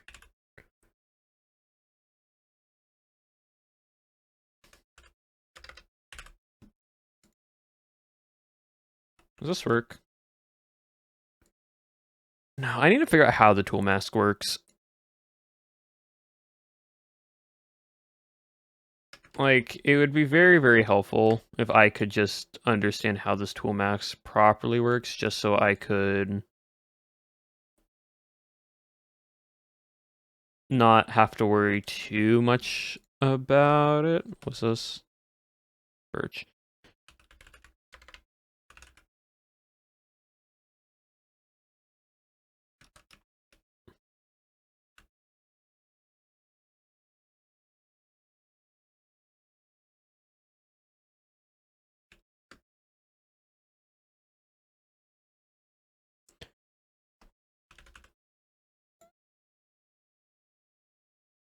What are you?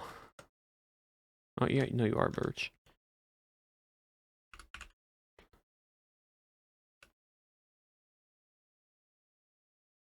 If I guardians, yep, and if I can figure it out, an iron golem and zombies with strength 1 and speed 1, which that one isn't too difficult. The hostiles,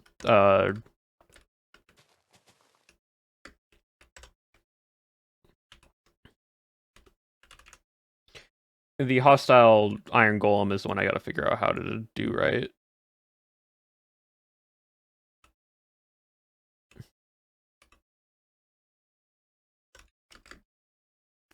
Also, guys, thank you for the 6 months. I appreciate that.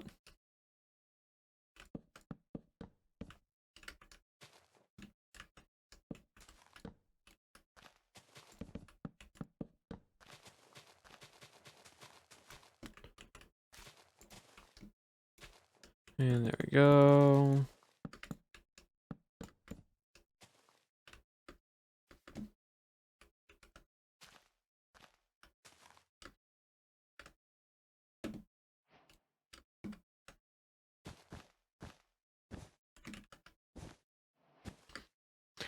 Alright, let's see if I can rotate this. This is gonna be fun.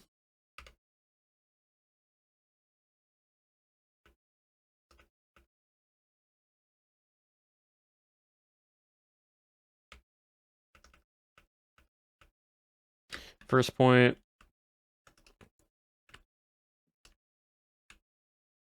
Second point. Third point.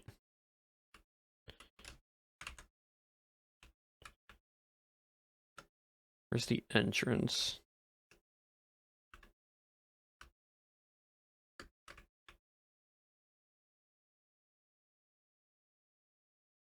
Game, where's the entrance? Just gonna... Okay, so it's right there. Wait.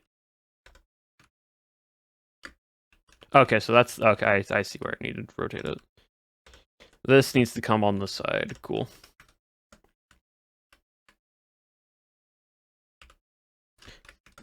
First point. Second point. Third point.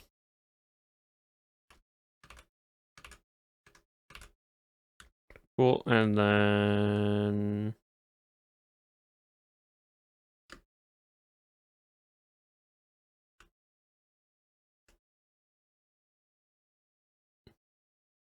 That's good. Yes, there's a massive stick through it. How's it going? It's going good.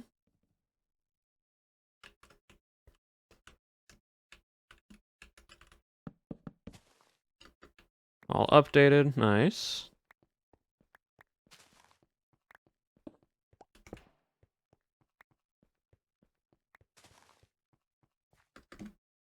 Cool. That's all good there. That's all good there. Let me break these leaves.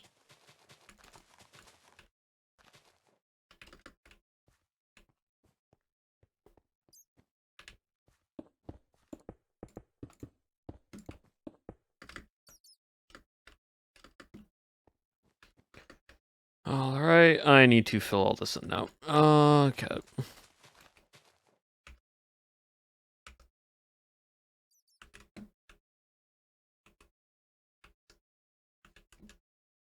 Dude, Axiom's great. Like, genuinely such a good tool. Just to, like, clean up stuff.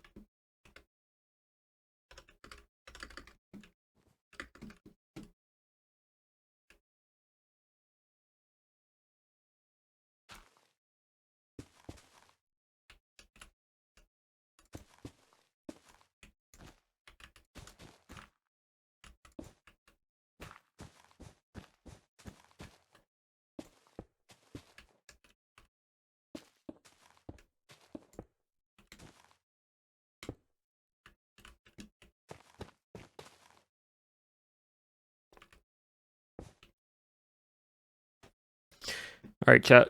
Good so far. I think that's good. I need to bring this up, though. I need to bring this to, like... there. And then I take that point and that can go there.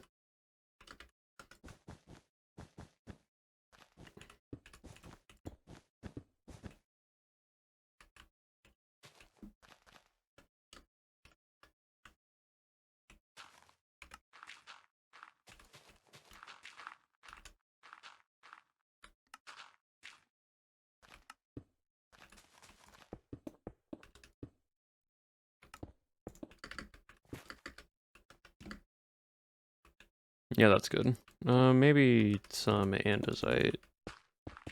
That's better.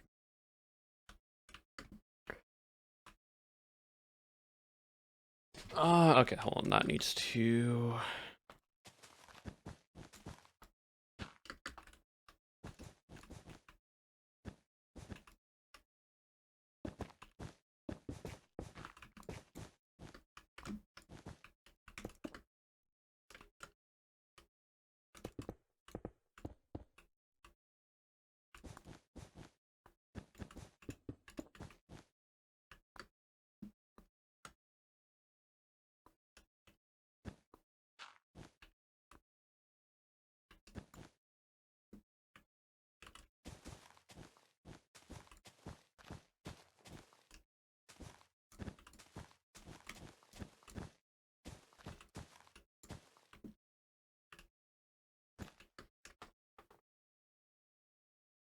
impulsive eyebrow. Honestly, do whatever you want. If that is something you want to do, we'll always go back later. We're kind of bringing the entrance over to here. So I need to take the concept of like this, and then I need to make a path.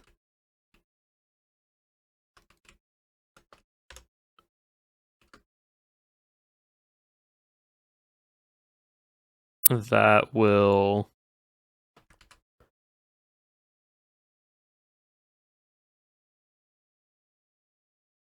That's too high.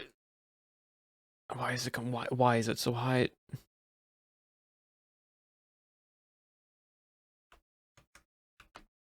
Within reasons with like law. Yeah, of course, within reason with like law. Use common sense, of course. There's no need to do something that you wouldn't accidentally cause an issue with.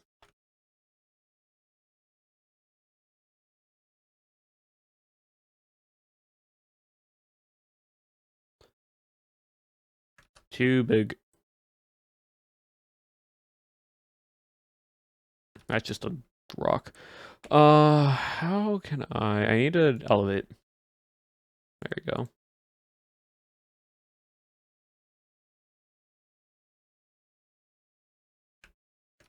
No, that's not it. I guess I just do slope and I just bring it up here normally. Like that, just to make it a bit easier, and then I'll just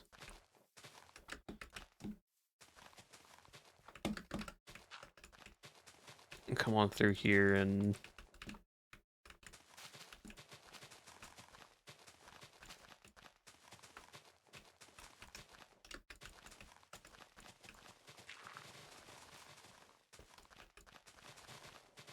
break this up a little bit.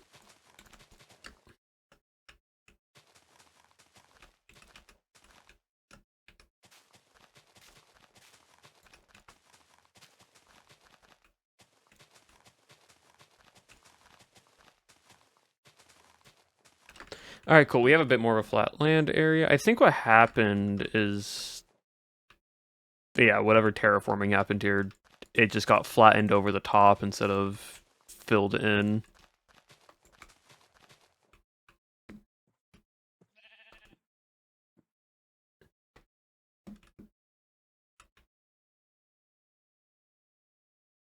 You're all good. It's basically we're building something for a project that is extraction.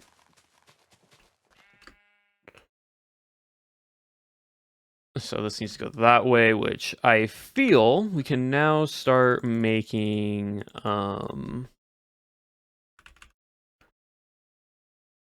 dirt.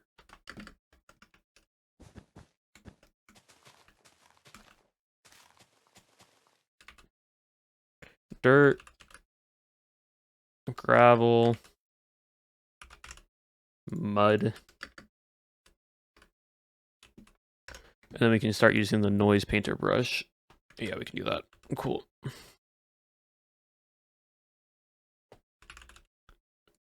Dirt. Actually, coarse dirt. Needs to be coarse dirt. Coarse dirt. Mud. Gravel. There we go.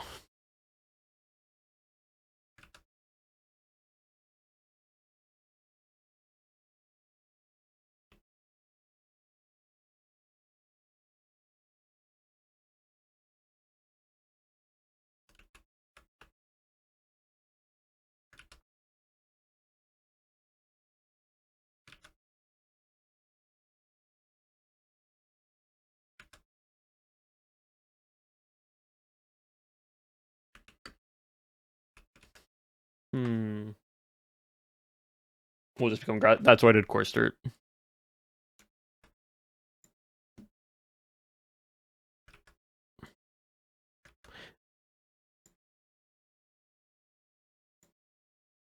See, like, the issue is I can do this, but that's not going to do anything. I need it.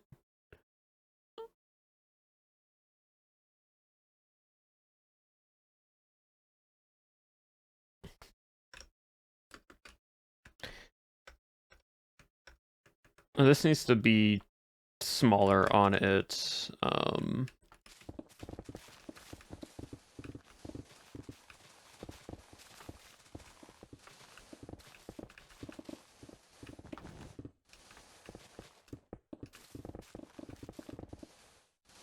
on its placement.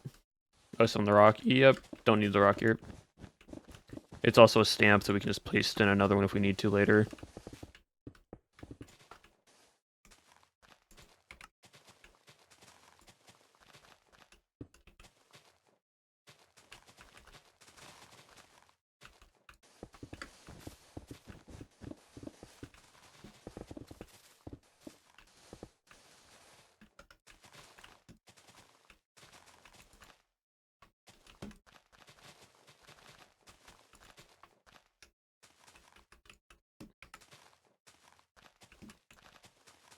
Yeah, I need to go here, here.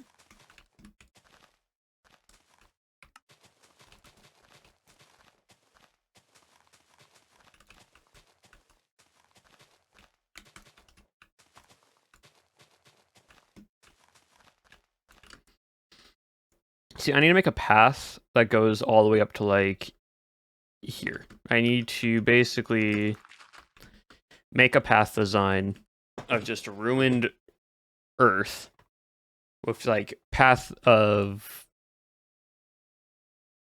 what's the word? Like, car tire tracks that are just this way, up to this point. Actually, up to this point.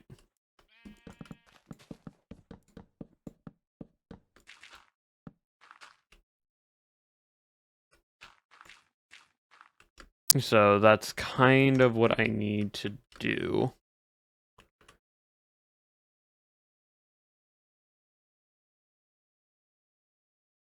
That's better. Not so much on the radius, though.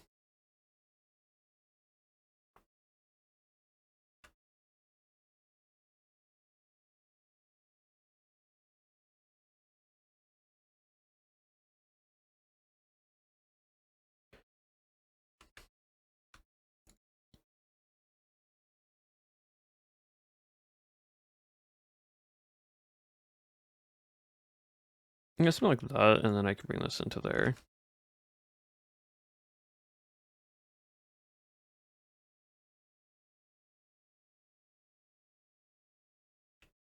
That works.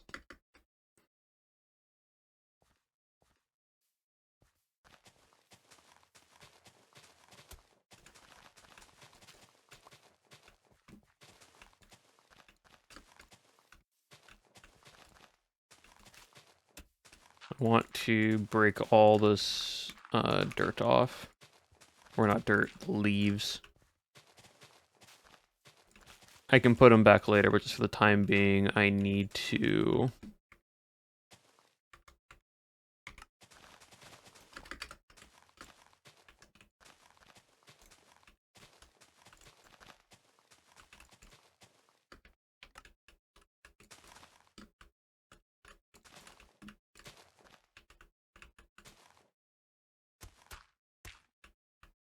need to do that.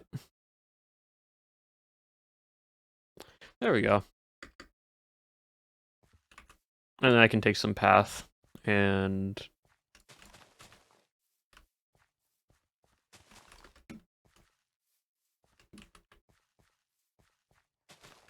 kind of sprinkle it in here a little bit here and there.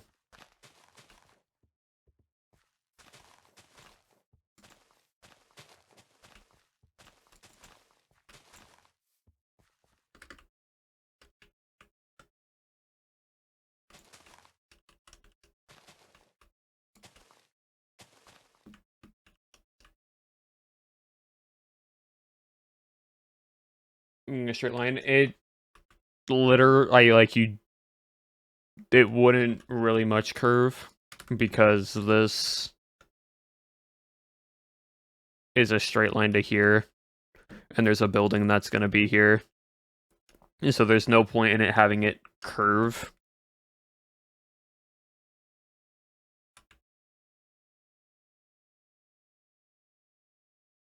Like, it's a connection point to the airport is what it makes up.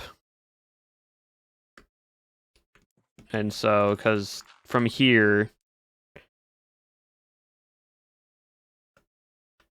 this was abandoned. It's now abandoned, but people would like go on the outskirts of here, right? And if they had vehicles, they would drive through here so we avoid holes.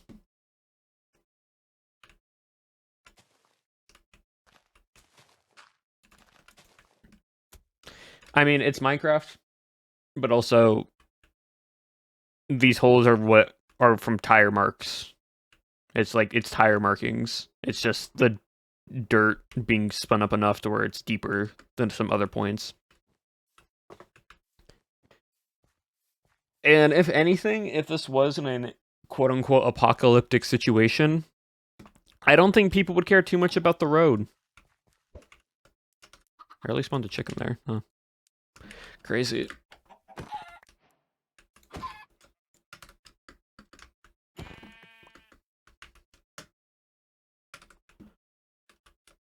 Oh, this place does have lore. Specifically, this entire game has lore. The cruel. The entire game has lore in itself. This place, though, is where they make the automation systems as well as does research on different entities and such. So there is a massive copper golem thing. There's a iron golem spawner here that I don't know how to make it hostile. It just spawns the golem, but I don't know how I can turn it into a hostile golem yet, so I need to ask Legs that. But yeah, but basically,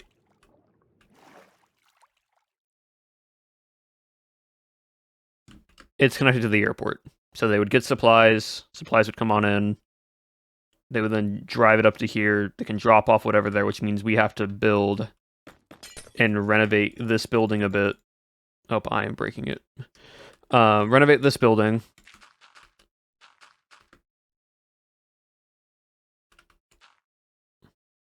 To make it fit what we're wanting.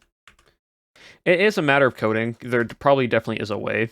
I just don't know what that way is.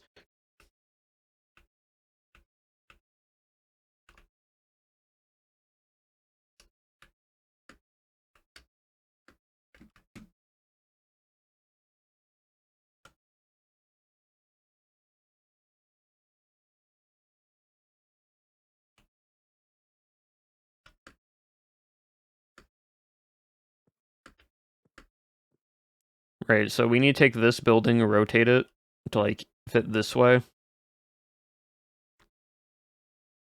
then go from there.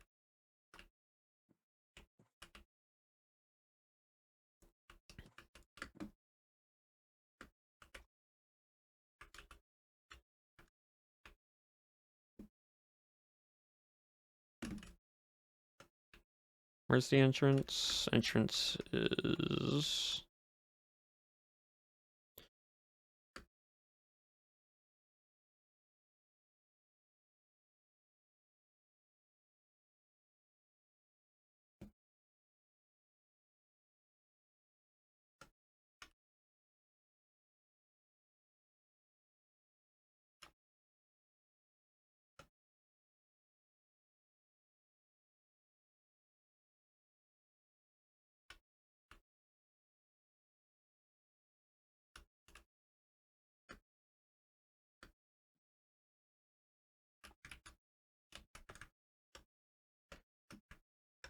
I forgot to grab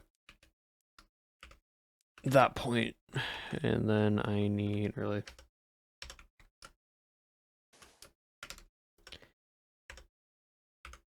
this point, and that point. Okay. So that's the entrance. Okay, so there's two entrances here. I want to rotate it there. Cool, thank you.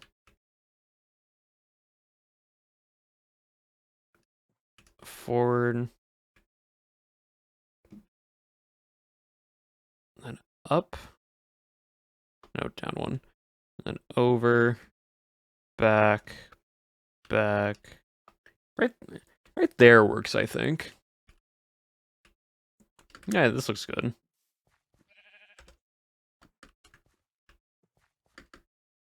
Yeah, that's good. Because loading stuff here, place there, fix this tree just a little bit.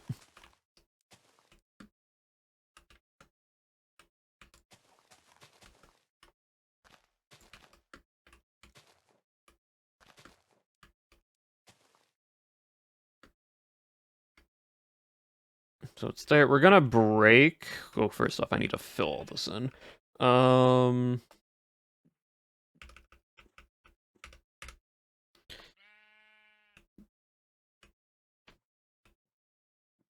There we go. Sheep, you are going to die, so I'm just gonna put you out of your misery now.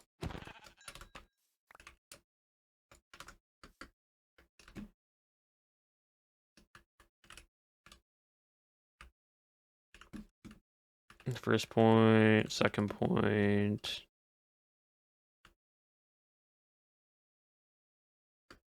What did I... How did I do that?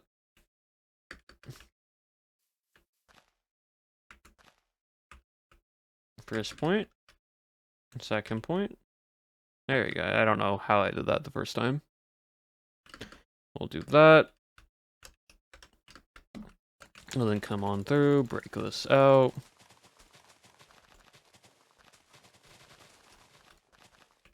So it's not as sharp. We'll then break that a little bit. I will then come to here and I will make a little bit of a curve.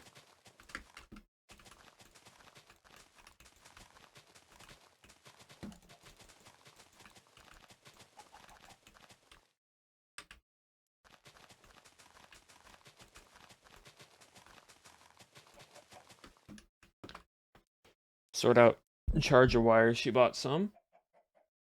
It's saying that they were USB-C for phone, but they were an old iPhone charger, so we're working on refunding. Ah, yep. The charger stuff can be a little bit interesting. Okay, I need to fill all this in.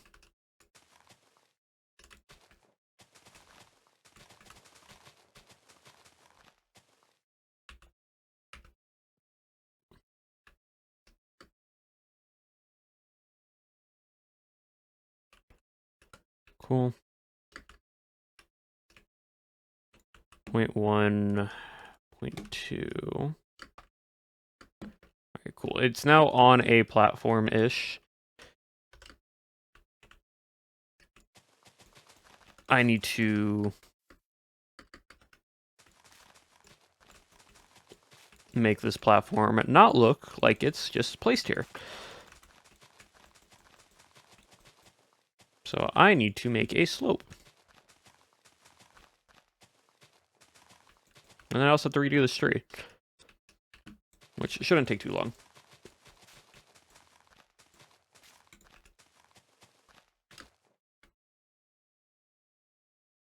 And there we go.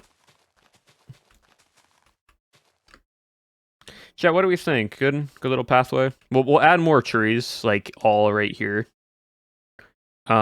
And then we'll add a few more like shrubs and whatnot. But we'll have this here. We will then add a dock system, like a little dock that goes up to about probably like here with a submarine that's like here.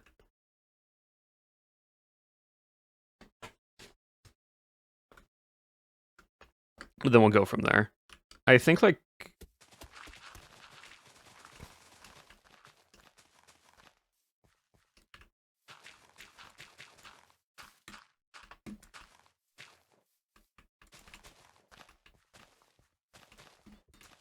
this here. I'm fine with the grass being there. I can also raise this up as well.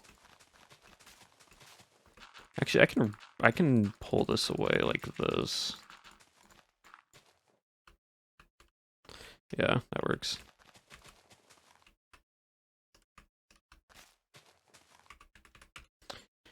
Simple trick to remove all grass, just place water down. That makes this way easier.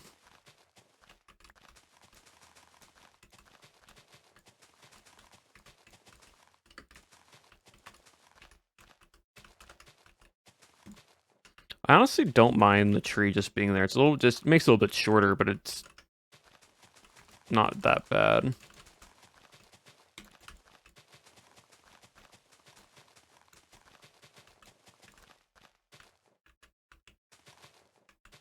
Good one or not?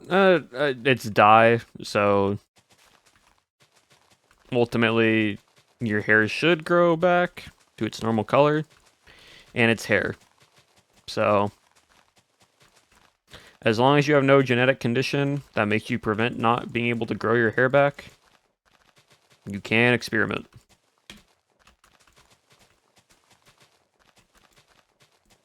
So like I think that's the one thing, chat, right? I know like hair for a lot of people is like their identity. And so they've always had the same haircut and same hairstyle for a long time, right?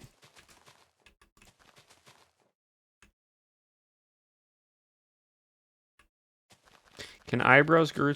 Well, your eyebrows grow more hair follicles. So there is a amount that it grows.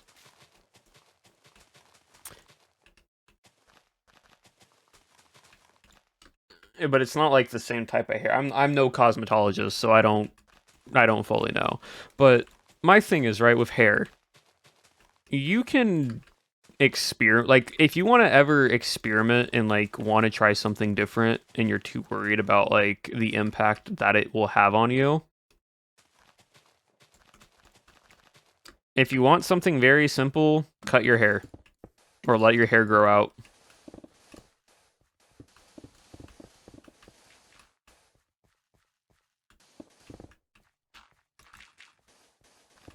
Because you might like it, you might not, but if as long as you don't have any genetic condition that prevents you from growing hair, it will always grow back, and it will always come back to what you want it. If it's too long, cut it short. If you didn't like it that short, let it grow out longer.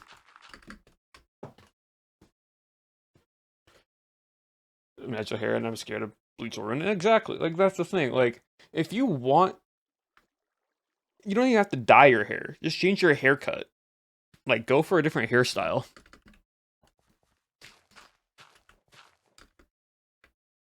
Like you don't even have to dye your hair. Like even if you sure if you, and now I'm growing it out long to see if I can physically get. No, exactly. Like I had short hair. One, because my parents wanted me to have short hair for the longest time, but then when I was able, but like when lockdown happened and we were all inside for so long, I basically just grew up my hair from when it was shorter, and then I slowly kept it. I cleaned it up. I kept it looking nice, and then eventually I had it longer. And then I'm like, I'm gonna go shorter again, and just I let it. I then cut my hair short, not as short as it was before, but shorter. And to then what it is now, basically, where it's like medium length, and I'm probably gonna get it like redone and a touch up, but it looks good though, and I like that. So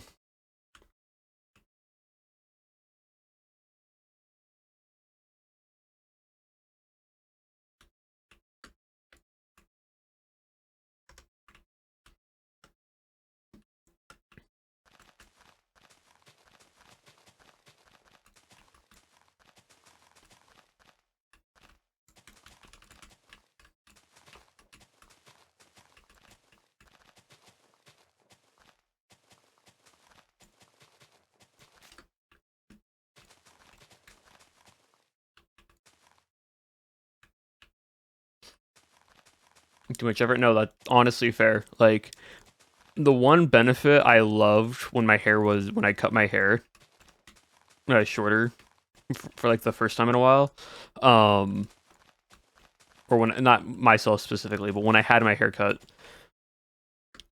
it the amount of water that it did not absorb, wonderful. Because when I have thick hair, um, I have wavy thick hair, and so you rub it through your fingers and it feels like fish wire. Like it's that like type of hair that is dense and thick and whatnot. And the benefit of that looks great. Problem, it takes forever to dry. Like my goodness, it's like a mop. It will literally soak up hair like a sponge, and then I have to wring it out. Like, oh my goodness, it is not fun at all. Yeah, that works. I can bring this in a little bit.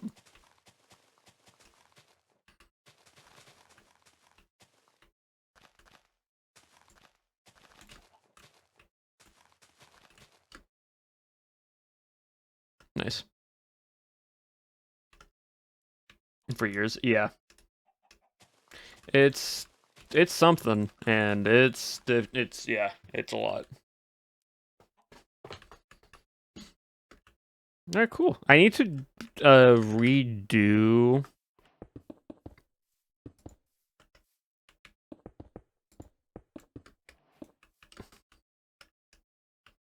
like the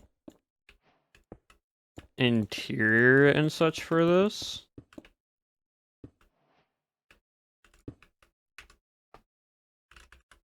But like for the time being,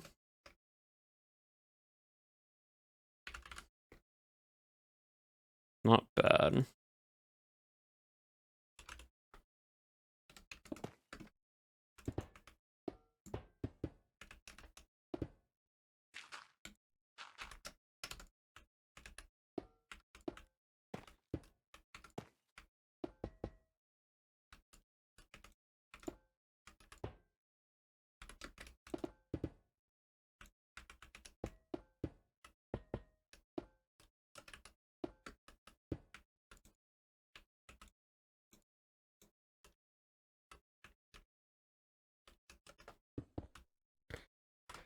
All right, cool. Yeah, so I need to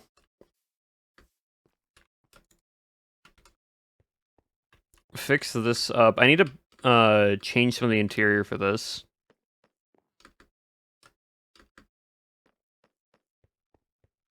But I can do that later. Um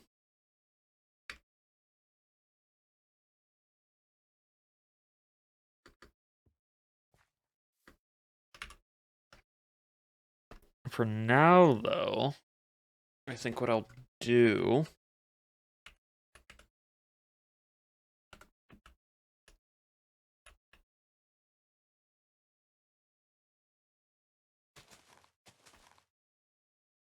is I'll come here.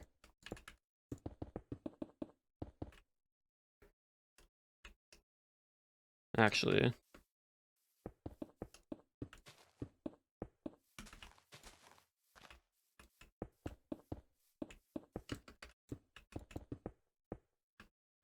there, and then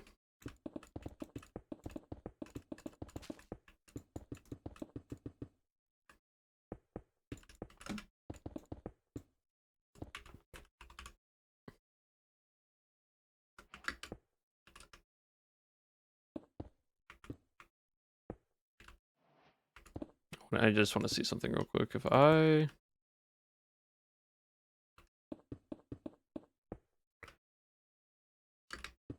no, I like this better.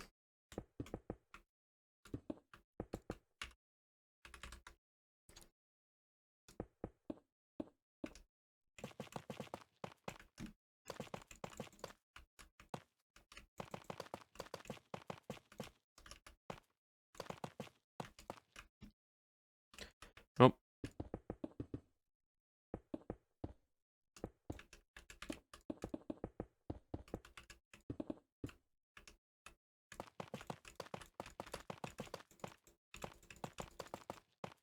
I'm glad y'all started talking about hair.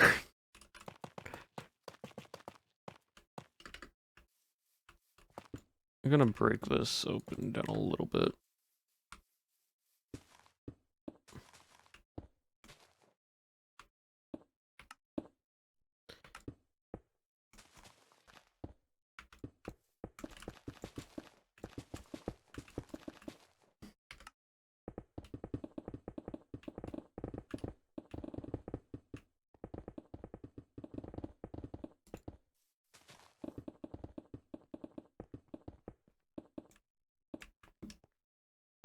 Yeah, the hair industry is a whole thing for a reason.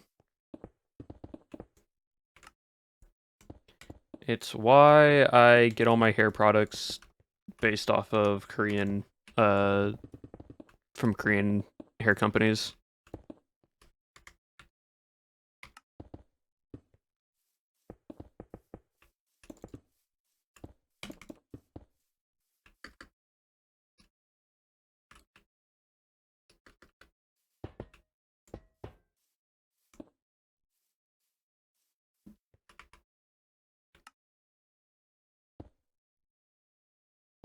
Yeah, I get dollars for shampoo and conditioner. Yeah, I don't trust the chemicals. That's my thing. Have y'all looked inside the bottle of chemicals? Like the chemicals that are in bottles for like shampoo and conditioner?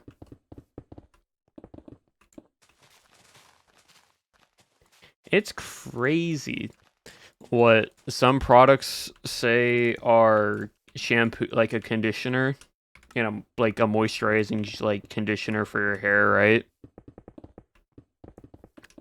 And then you look at the bottle and it has a moisturizer or a conditioner agent in it, but it's like middle to bottom of the bottle, which means that it's less used in the ingredient list.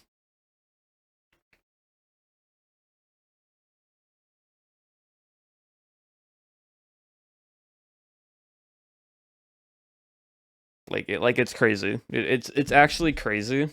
Especially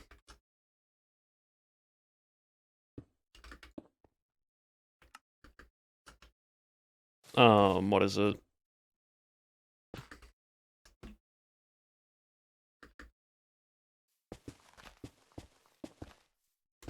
Uh if you take any like ingredient checker and you throw in the ingredients of a bottle into it just to see what it will like look like or like what's there.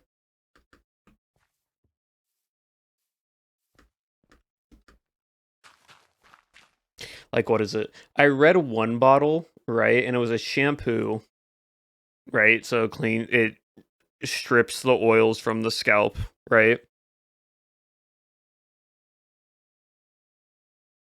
One of the ingredients was dishwasher materials that clean dishwashers. I'm like, "Oh, okay." Yeah, it was like middle to the bottom of the bottle, but it was like dishwasher detergent, but it cleans the dishwasher itself, not the items in the dishwasher, the dishwasher.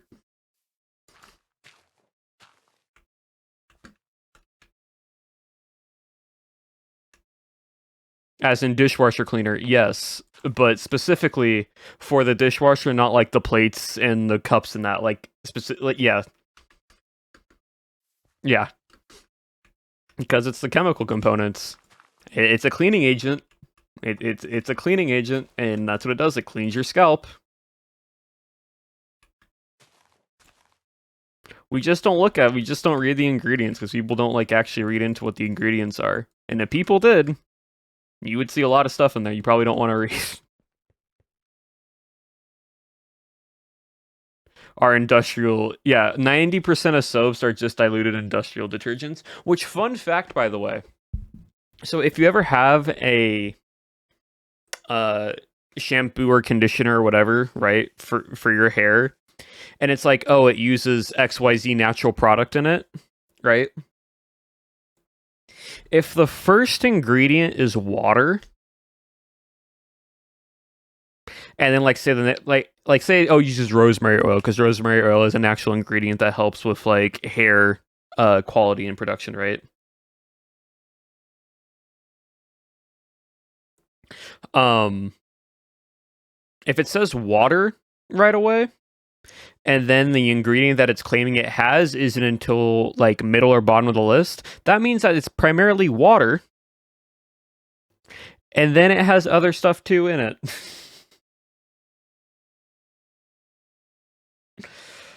Yeah, so always use an ingredient checker. That's what I usually do.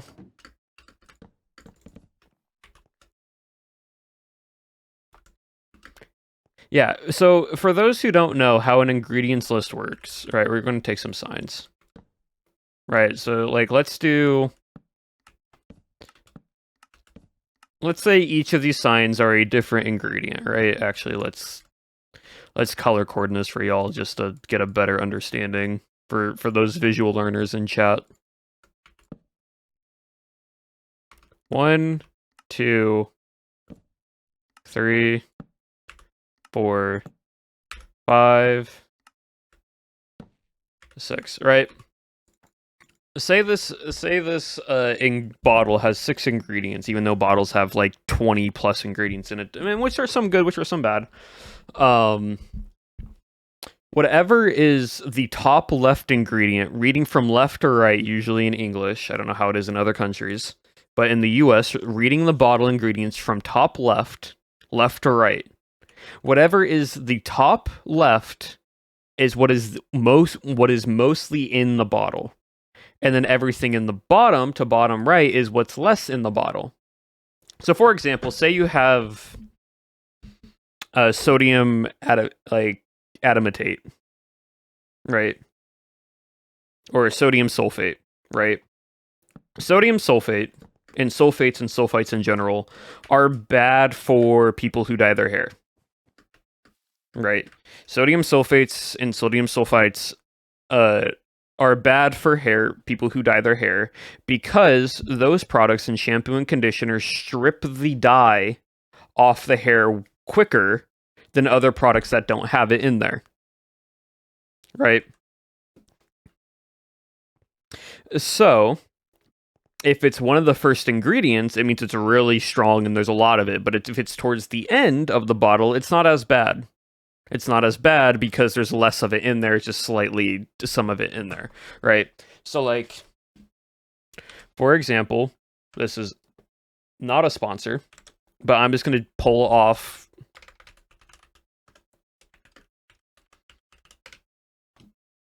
I'm going to pull off the shampoo that I use.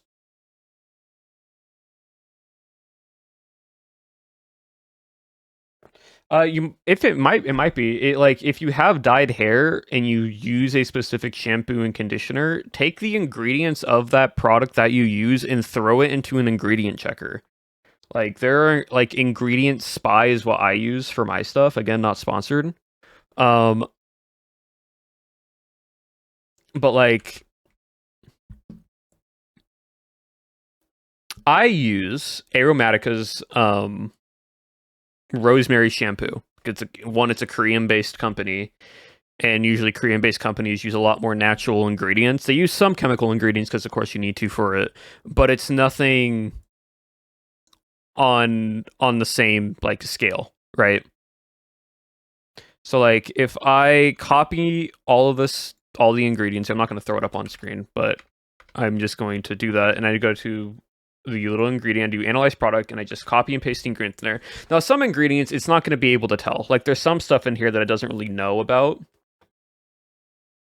And so you have to look individually on there, right? But, for example, the 30 ingredients that it can read right now, 14 out of the 30 are natural, 29 out of the 30 are good, 1 out of 30 are unfavorable ingredients. So I'm like, okay, what's the unfavorable? It has cocoa betaine, which is a cleansing agent which can cause a potential skin allergen. And I'm like, okay, what exactly is this? So I then copy and paste what this it's basically cocoa betaine, but it's like cocoa it's a massive word, but betaine, I'm like, okay, what is this? So it's a widely used coconut derivative, biodegradable sulfate and foam booster found in shampoo, soaps, and lotion. I'm like, okay, so that's pretty much fine. It's an informal cleanser that is widely viscosity it can reduce irritation. Some people might have an irritant to it, often replacing harsher sulfates. I'm like, okay, so it's not bad.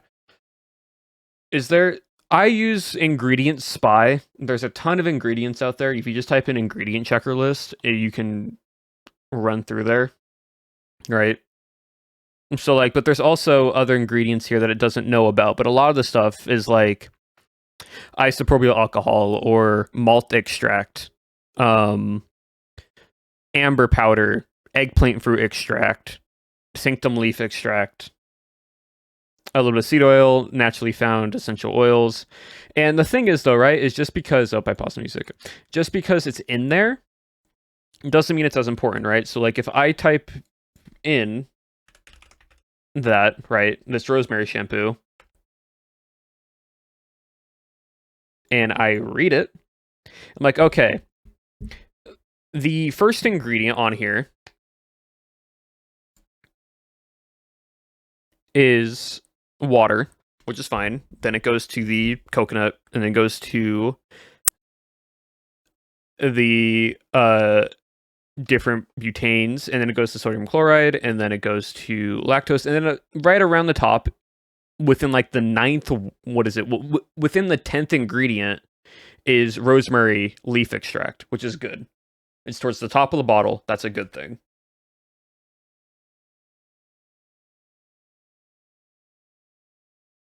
Yes, shampoos and conditioners, hair type does matter. So you also want to find something that matches your hair type. Because if you have like type A1, which is very fine straight hair, versus someone who has like type C3, which is very coily, it's very different. Very, very different depending. But yeah, so like take the products that you use through, like, go look at what they are. And do your own research. It's very important that people should do that.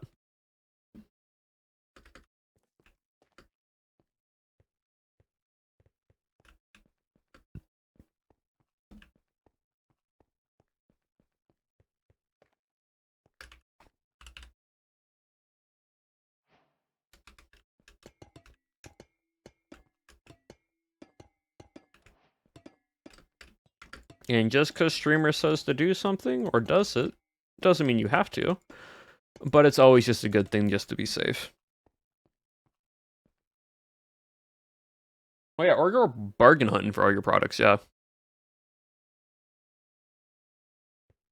Consultations, some are. Some salons do free consultations, some don't. It just depends on the salon. Like, I can't give a finalized answer on that because I have no idea. Like, I go to a salon because my hair is fit to more like of salons than just if I went to like a barber shop. Could a barber do my hair? Yeah, but like if I'm like, hey, I want to get a wolf cut hairstyle, not all barbers are gonna know that. So it's better if I go to a salon and get it all texturized and done that way.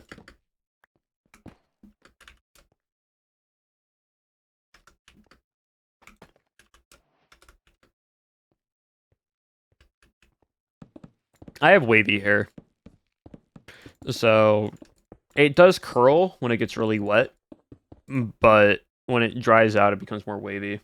Also depends on the length. We were talking about hair.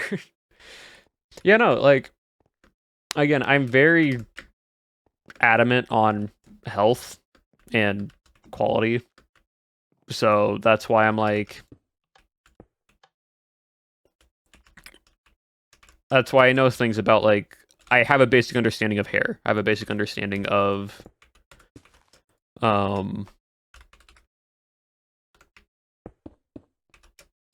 of hair, skin and skin texture, just health overall. So like it's why I enjoy. It's also just a cool thing to read up on.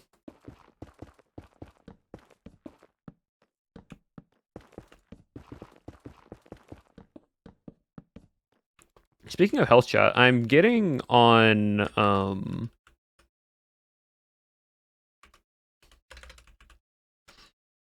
creatine. Well, I've actually been taking it for about a week now. So that has been fun.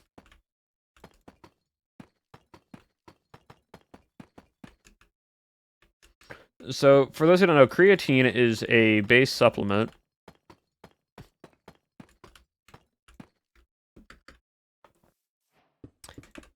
that is one of the most studied supplements in the health industry. No. Creatine is a white powder that your body roughly makes about 2 to 3 grams of per day. But of course, the body doesn't have enough of it. And because of that, your body can be added, and it's one of the most studied supplements in the entire health and fitness industry, and it's really good for you. So a lot of people take it, especially if you do weightlifting and bodybuilding, because what it does is it basically helps your muscles recover, because the muscles are very hungry for creatine. And so creatine is a product in that let me give you the correct definition of it. So creatine is a naturally compound produced in the body, the liver, kidney, and pancreas found in red meat and seafood that boosts athletic performance, increase muscle mass, and aids recovery by generating ATP by cellular energy. It is widely considered safe and effective and beneficial for cognitive functioning as well. And so towards the health industry and the fitness industry, it is really, really good for help gaining muscle, help producing recovery. No, that's keratin. There's keratin, then there's creatine. And so with creatine, the benefit of it is that if you take roughly 5 grams of it, most weightlifters will take 5 grams, because 5 grams will help boost muscle mass by about 1 to 3 pounds of water weight, in the sense that water gets absorbed into the muscles better, and the muscles really like creatine because it helps it recover it better with proper energy storage. And so when you work out, you have more energy. You can actually feel like you can lift more weight, and it's better. But there's also been some psychological, mainly studies on the brain about creatine and what it does. So the thing with creatine is that, yes, it is very, very... the muscles really like it, and muscles are very hungry for it. But the other thing is that's if you only take 5 grams of it. Neurological, thank you. If you were... researchers have shown... they did a test study on patients with high doses of creatine. Basically, there's no issue of taking a high dose of creatine. Basically, a high dose can be something as like a medium dose, around 10 to up to 20 or even 30 grams of creatine a day. And for most people, 10 to 20 is good, but for some people, 30 is good based off the study. And what it does is that creatine can also get absorbed into the brain. And the reason why you need a high... because 5 grams will go into the brain, but because of how the brain absorbs it, some of that creatine gets lost. And so it's not as strong or not as potent. But if you increased it to 10 to 20 grams for some people, the brain acts like a muscle, yes, but it doesn't... you can't work out the brain the same way you work out like your biceps. The thing is with creatine in the brain is that if you were to increase the amount and allows the brain to actually get more of it, studies have shown that it has helped with brain fog, productivity and energy in the brain, as well as focus and energy, and a bunch of other neurological benefits for the brain and productivity. Right, I'm about to drink my creatine. Yeah, so the other thing, which is really interesting, is that there was a neurological study and a case study with patients with Alzheimer's and dementia. And they were basically on 20 to 30 grams of creatine, basically a huge, massive dosage of it. And it didn't reverse the Alzheimer's or dementia, but it almost, in layman's terms, almost stopped it in a way, to where the people with it had more energy to do stuff and were more productive and didn't have as much brain fog. And it almost was a way of it being able to help the brain process better.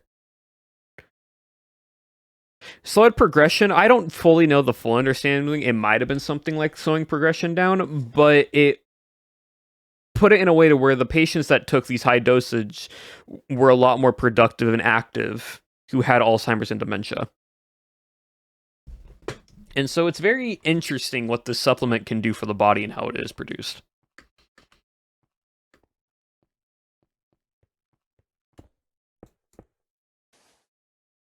Compared to brain stimulants? Yeah, I don't know. I am unsure. Like, I'd also want to see how it does with people with ADHD, to see how creatine taken with someone who has ADHD, how that affects them. Supplements aren't scary, and they really shouldn't be scary. Now, there are supplements that can be considered a steroid, like peptides and testosterone and that type of stuff, and that stuff can be scary. But if you do research on supplementation of certain vitamins that the body needs, like a vitamin D or just an overall daily vitamin that are researched and backed by science, and you're taking the proper dosage and you look to make sure that there's no fillers in the vitamins that you take, most of the time, 99% of the time, they are considered safe. Again, this isn't me saying go take supplements, but it is something that people should just, like, they are just vitamins. Like, when I say supplement, it's to supplement what you do not have.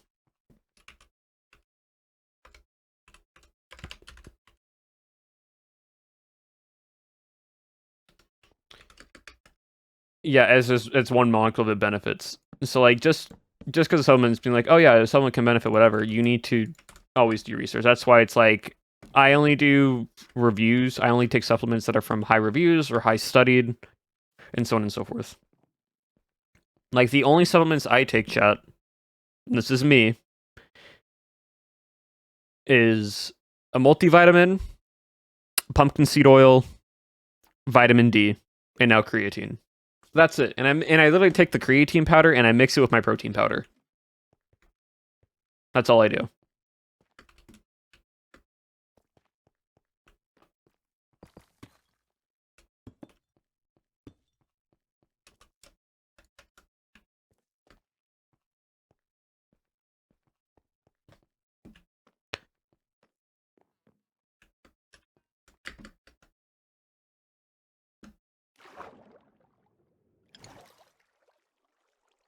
Oh, there's stuff in here. Hold on. Where is it?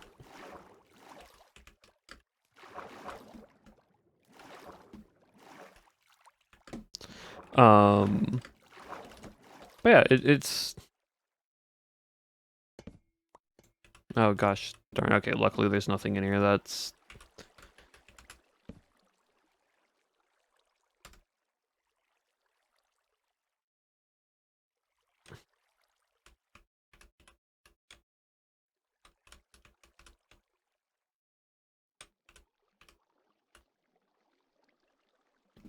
There we go.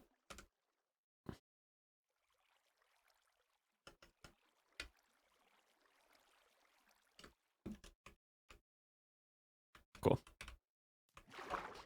Some podcast energy is strong today. I'm just talkative right now.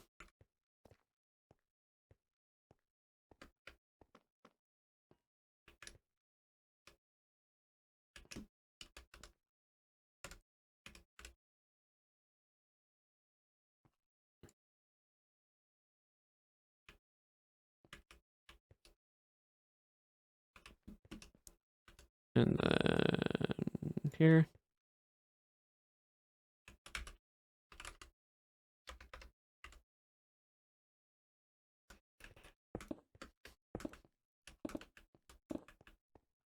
Cool. So we have those little monitors. We have a little way to get up top, which I'm then going to take you and make a little hatch Up.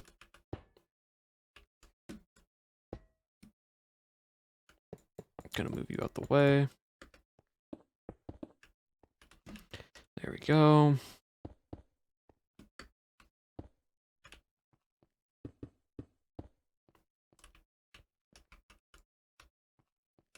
Cool.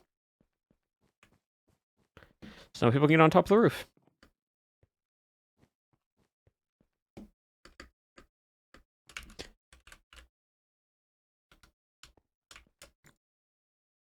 I need to figure out what I want to film, like cargo and that type of stuff. I need to go in here.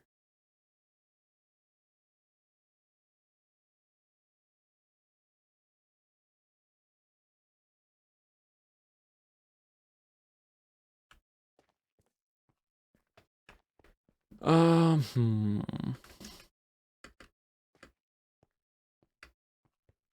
I'm a D&D camper too, so that's fun. I think we get a, what is it? A shelf.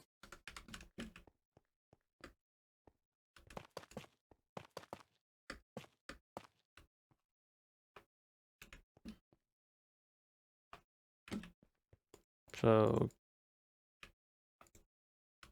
cargo can be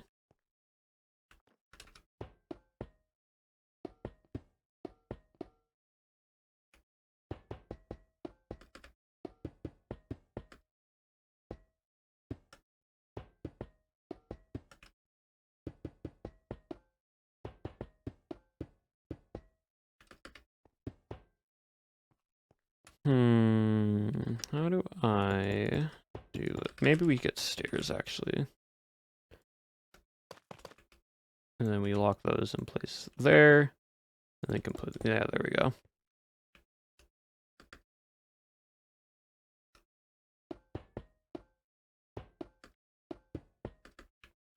Cool. You can get a barrel, put a barrel there, and then actually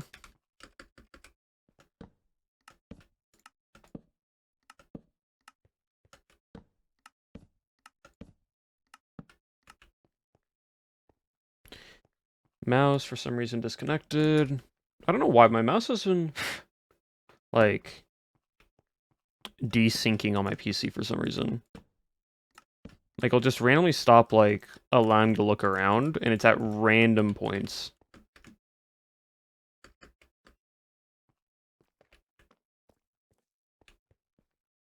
Well, mouse I found it in a book. Of course you did, Dally.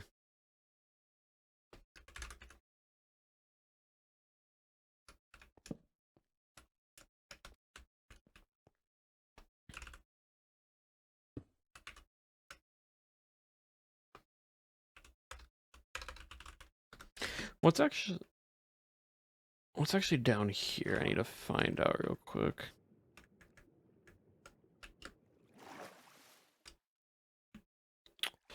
Let's see what. Okay, locker stuff I can put in there.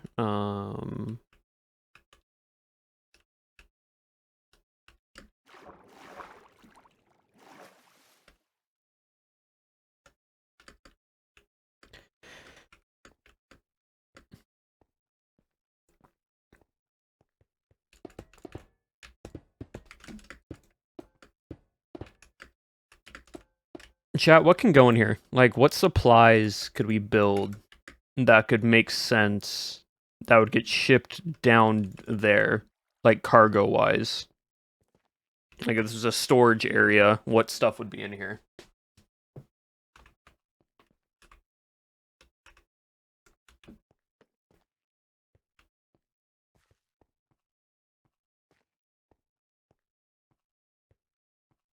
Because, like, this all here is fine. It's just, like, this is all open and empty right now, and I need to fill it with stuff.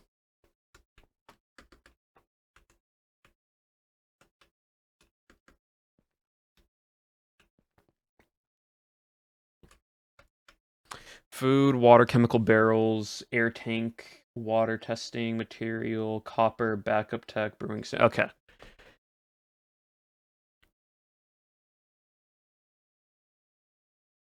So let's get glass. Let's start with the, let's get copper. Oxidized waxed copper.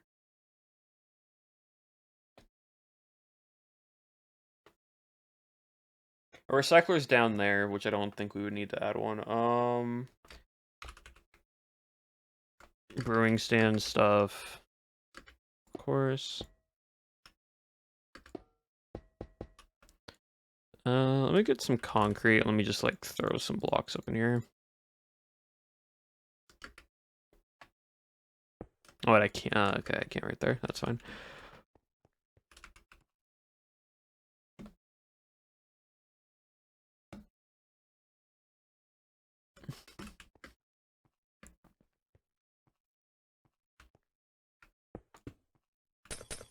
Mm.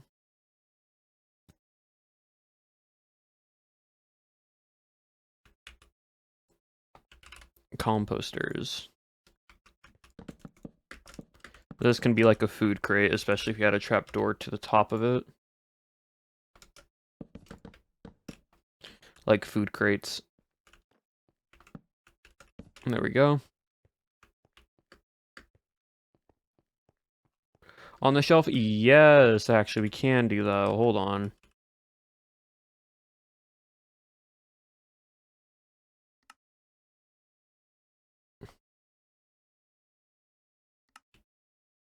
Alright, I'll do that later. Also, robot materials. That's another thing. Yeah, we can add some robot materials in there.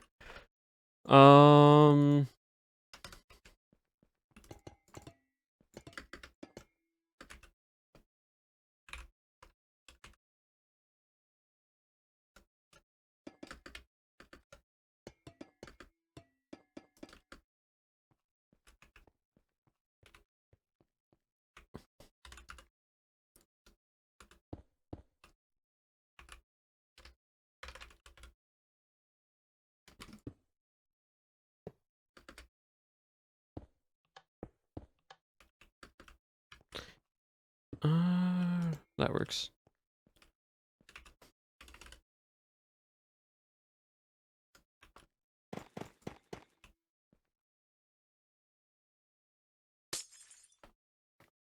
Alright, we're about to make some entity stuff real quick. Hold on.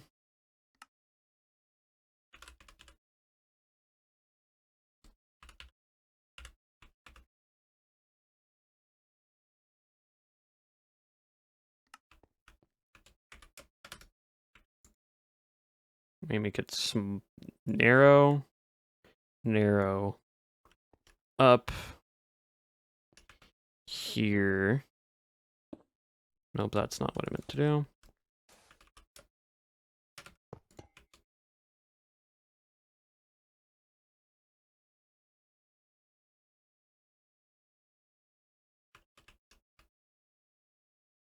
Pipe? No, air canister.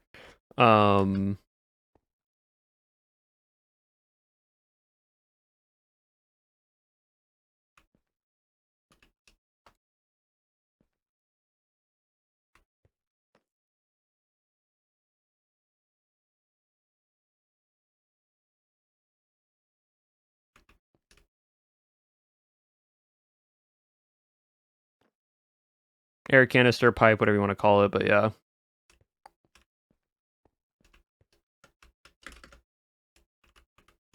So they just aren't floating. That one is.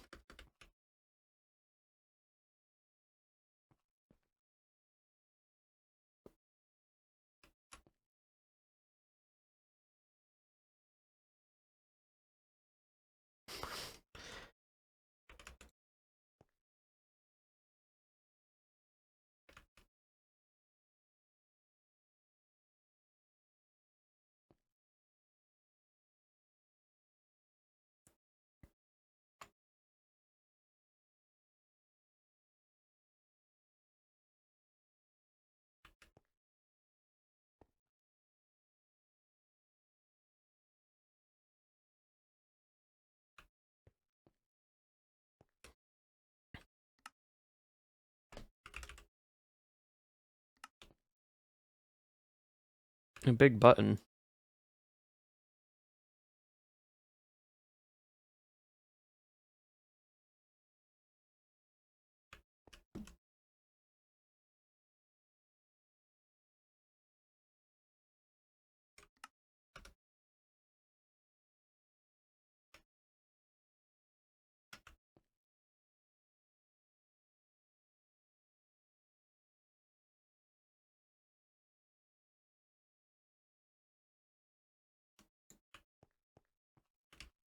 How's that look, chat?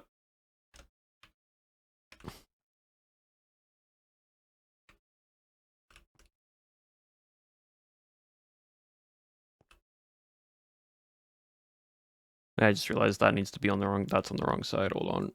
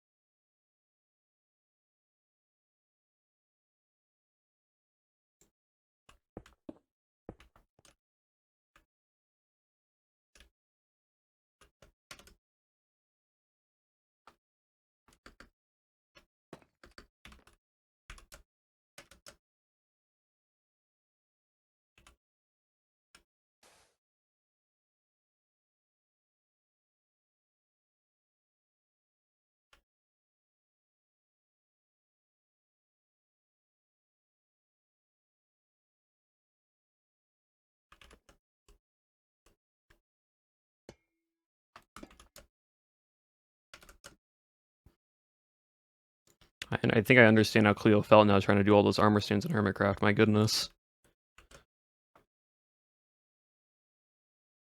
Trying to get exactly how you're wanting it.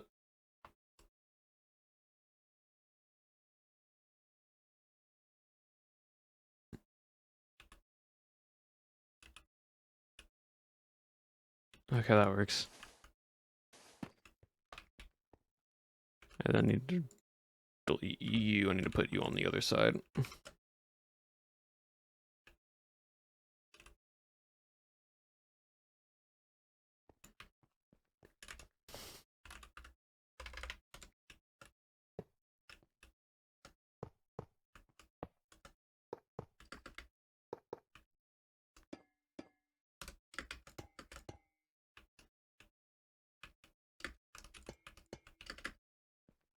Well, book 2, no arrows like that. Yeah, it's crazy.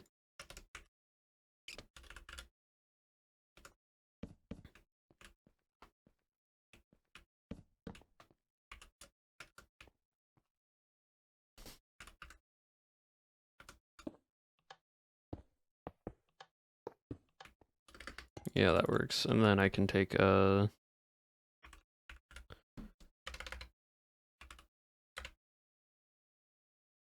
I'm gonna move this over.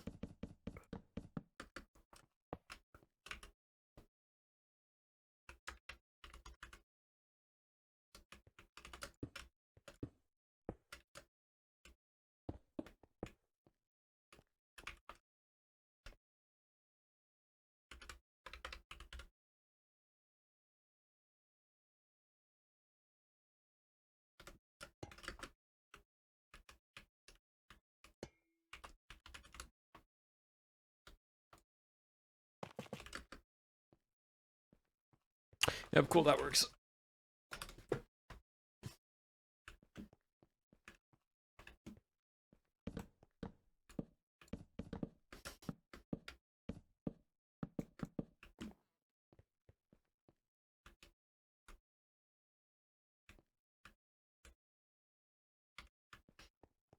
What are we doing? Right now we're kind of just filling in all this. Making space for a lot of the stuff right here.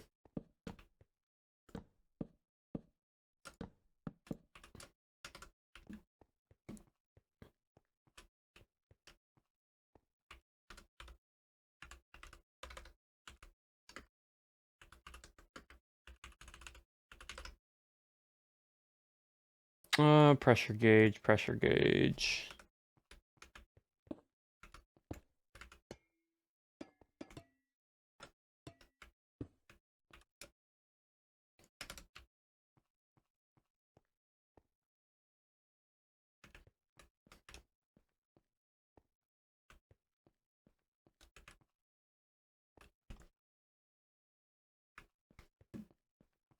Yeah, on storage site would be good. Scaffolding would be also good, yeah. Honestly, just put some scaffolding up here. So people want to hide up here, they can.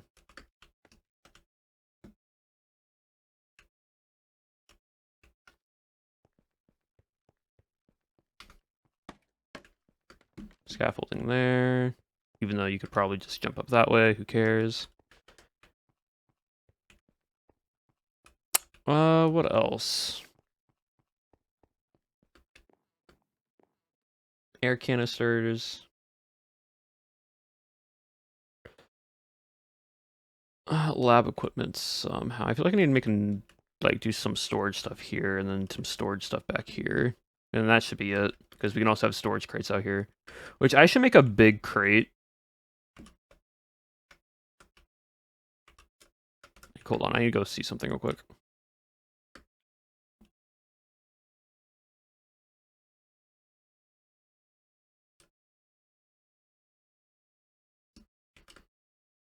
Nope, too far out of the map. What did they use? This.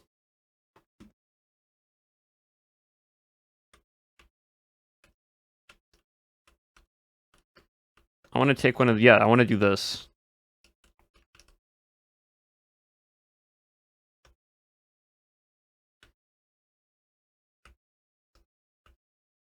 So I go there to there.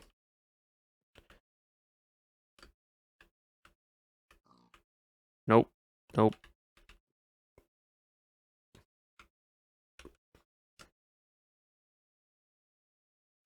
Here to there.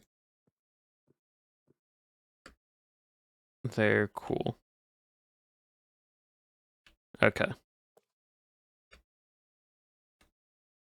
And now we fly all the way back.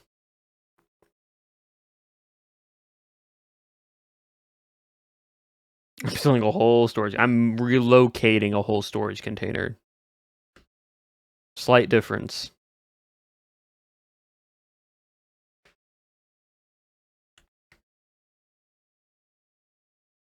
On ships? Yeah, basically. I'm gonna put one on that side right there.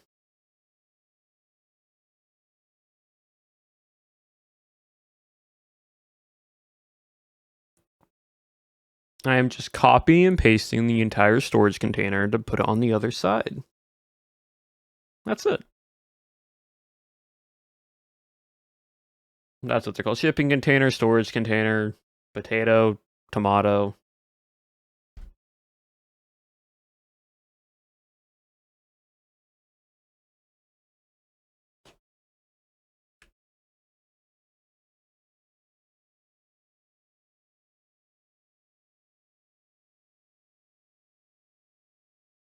Oh, there's some storage containers right there. Oh, well, I wanted the copper one. Oh, it's right there. Huh.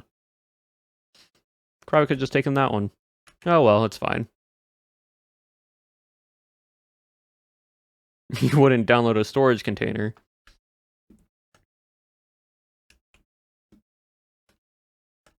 And then, there we go. Cool. Over one, down one, back one, to the right one. There we go.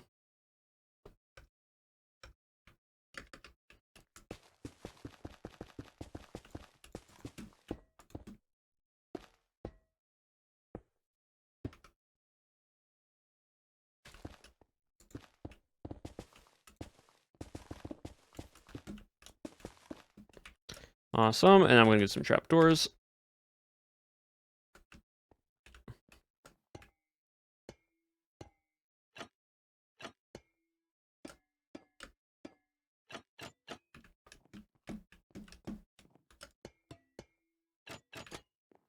Like that with a chest in here. Gonna do that so it's like all locked in. Actually, let me do that instead. There we go. Yeah, no. Oh, I see what you mean. The bar didn't connect. There you go. Thank you for that.